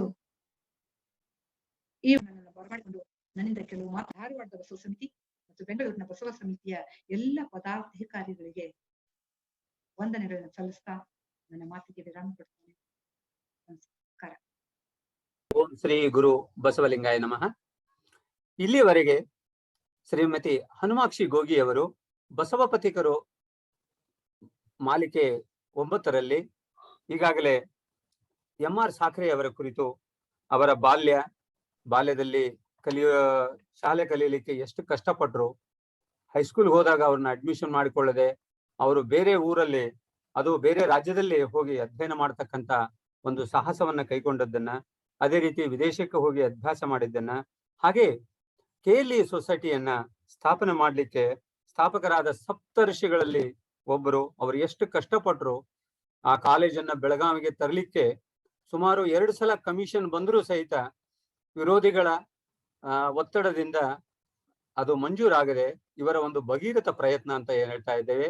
ಅದೇ ರೀತಿ ಛಲಬಿಡದ ತ್ರಿವಿಕ್ರಮನಂತೆ ಇವರು ಸಾಧನೆಯನ್ನಗೈದು ಕೊನೆಗೂ ಕಾಲೇಜನ್ನ ತರಲಿಕ್ಕೆ ಸಾಧ್ಯ ಆಯಿತು ಅಂತ ಕಷ್ಟವನ್ನ ಅವರು ಪಟ್ಟರ ಬಗ್ಗೆ ಸಾಖರೆ ಅವರ ಕುರಿತು ತುಂಬಾ ಚೆನ್ನಾಗಿ ಹೇಳಿದ್ದಾರೆ. ಸಾಖರೆ ಅಂದ್ರೆ ಸಕ್ಕರೆ ವ್ಯಾಪಾರಸ್ಥರು ಅಂತ. ಸೊ ಅವರ ಬದುಕಿನ ಒಂದು ಚಿಂತನೆಯನ್ನ ಈಗ ನಾವು ಅರ್ಧ ನೋಡಿದ್ದೀವಿ, ಇನ್ನೂ ಅರ್ಧ ಬಾಕಿ ಇದೆ. ಆ ಬಸವ ಪಥಿಕರು ಇನ್ನೂ ಉಳಿದ ವಿಷಯವನ್ನ ಮುಂದಿನ ಸಂಚಿಕೆಯಲ್ಲಿ ಮೇಡಮ್ ಅವರು ಮತ್ತೆ ನಮಗೆ ನೀಡಲಿದ್ದಾರೆ. ಸೊ ಈಗಾಗಲೇ ವೇಳೆ ಆಗಿರೋದ್ರಿಂದ ಅವರು ಒಂದು ತಾಸಕ್ಕೂ ಹೆಚ್ಚು ಸಾಖರೆಯವರ ಬದುಕು ಸಾಧನೆ ಬಗ್ಗೆ ನಮಗೆ ಚಿಂತನೆಯನ್ನ ಎಡೆ ಮಾಡಿದ್ದಾರೆ. ಹಾಗಾಗಿ ಶ್ರೀಮತಿ ಹನುಮಾಕ್ಷಿ ಗೋಗಿ ಅವರಿಗೆ ಧಾರವಾಡ, ಕಲಬುರಗಿ ಮತ್ತು ಬೆಂಗಳೂರು ಬಸವ ಸಮಿತಿಗಳ ಪರವಾಗಿ ಹಾಗೂ ವೀಕ್ಷಕರ ಪರವಾಗಿ ಅವರಿಗೆ ಶರಣಾರ್ಥಿಗಳನ್ನ ಸಲ್ಲಿಸ್ತಾ ಇದ್ದೇನೆ. ಕೊನೆಯದಾಗಿ ನಾಳೆ ದಿನಾಂಕ 9/5/2021 ಸಂಜೆ 6 ಗಂಟೆಗೆ ಕಲಬುರಗಿ ಬಸವ ಸಮಿತಿಯಿಂದ ಬಸವ ಪಥಿಕರು ಮಾಲಿಕೆ 10 ಅದರ ಅಡಿಯಲ್ಲಿ ಲಿಂಗೈಕ್ಯ ಪೂಜ್ಯ ಡಾಕ್ಟರ್ ಸಿದ್ಧಲಿಂಗ ಮಹಾಸ್ವಾಮಿಗಳು, ತೋಂಟದಾರ್ಯ ಮಠ, ಗದಗ್, ಡಂಬಾಳ್ ಇವರ ಕುರಿತು ಶ್ರೀ ಶಶಿಧರ್ ತೋಡ್ಕರ್ ಪ್ರಾಚಾರ್ಯರು, ಹಿರೇಮಲ್ಲೂರ್ ಈಶ್ವರನ್ ವಿಜ್ಞಾನ PU ಕಾಲೇಜ್ ಧಾರವಾಡ ಇವರು ಮಾತನಾಡಲಿದ್ದಾರೆ. ನಾಡಿದ್ದು ಸೋಮವಾರ 10/5/2021 ಬೆಂಗಳೂರು ಬಸವ ಸಮಿತಿಯಿಂದ ನಾಥಪಥ ಮತ್ತು ಶರಣಪಥ ವಿಷಯದ ಕುರಿತು ಕೇಂದ್ರ ಬಸವ ಸಮಿತಿ ಪ್ರಧಾನ ಕಾರ್ಯದರ್ಶಿಗಳಾದ ಡಾಕ್ಟರ್ TG ಪ್ರಭಾಶಂಕರ್ ಪ್ರೇಮಿ ಅವರು ಮಾತನಾಡಲಿರುವರು. ಹೆಚ್ಚಿನ ಸಂಖ್ಯೆಯಲ್ಲಿ ಆನ್ಲೈನ್ ಮೂಲಕ ವೀಕ್ಷಕರು ವೀಕ್ಷಿಸಲಿ. ಈಗಾಗಲೇ ನೋಡುತ್ತಿರುವವರು ಉಳಿದ ನಿಮ್ಮ ಸ್ನೇಹಿತರಿಗೂ ಬಂಧುಗಳಿಗೂ ಪ್ರೇರೇಪಣೆ ನೀಡಲಿ ಅಂತ ಹೇಳ್ತಾ ಇವತ್ತಿನ ಕಾರ್ಯಕ್ರಮವನ್ನ ಮಂಗಲದೊಂದಿಗೆ ಈಗ ಸಂಪನ್ನಗೊಳಿಸೋಣ. ಎಲ್ಲರಿಗೂ ಶರಣು ಶರಣಾರ್ಥಿ.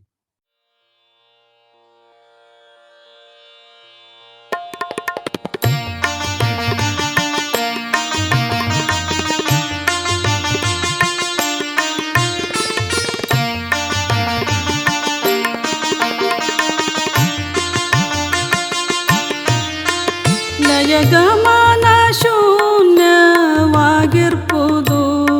ಶಿವಲಿಂಗ, ಲಯಗಮನ ಶೂನ್ಯವಾಗಿರ್ಪುದು ಶಿವಲಿಂಗ, ಲಯಗಮನ ಶೂನ್ಯವಾಗಿರ್ಪುದು ಶಿವಲಿಂಗ.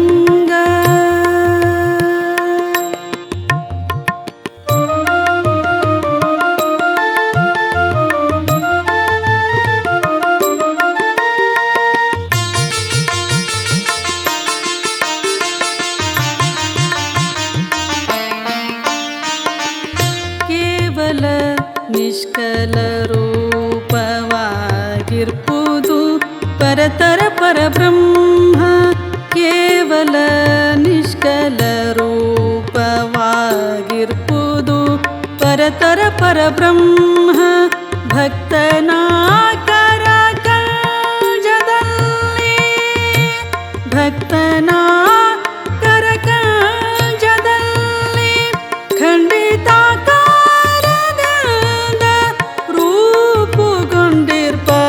ಲಯಗಮನ ಶೂನ್ಯವಾಗಿರ್ಪುದು ಶಿವಲಿಂಗ.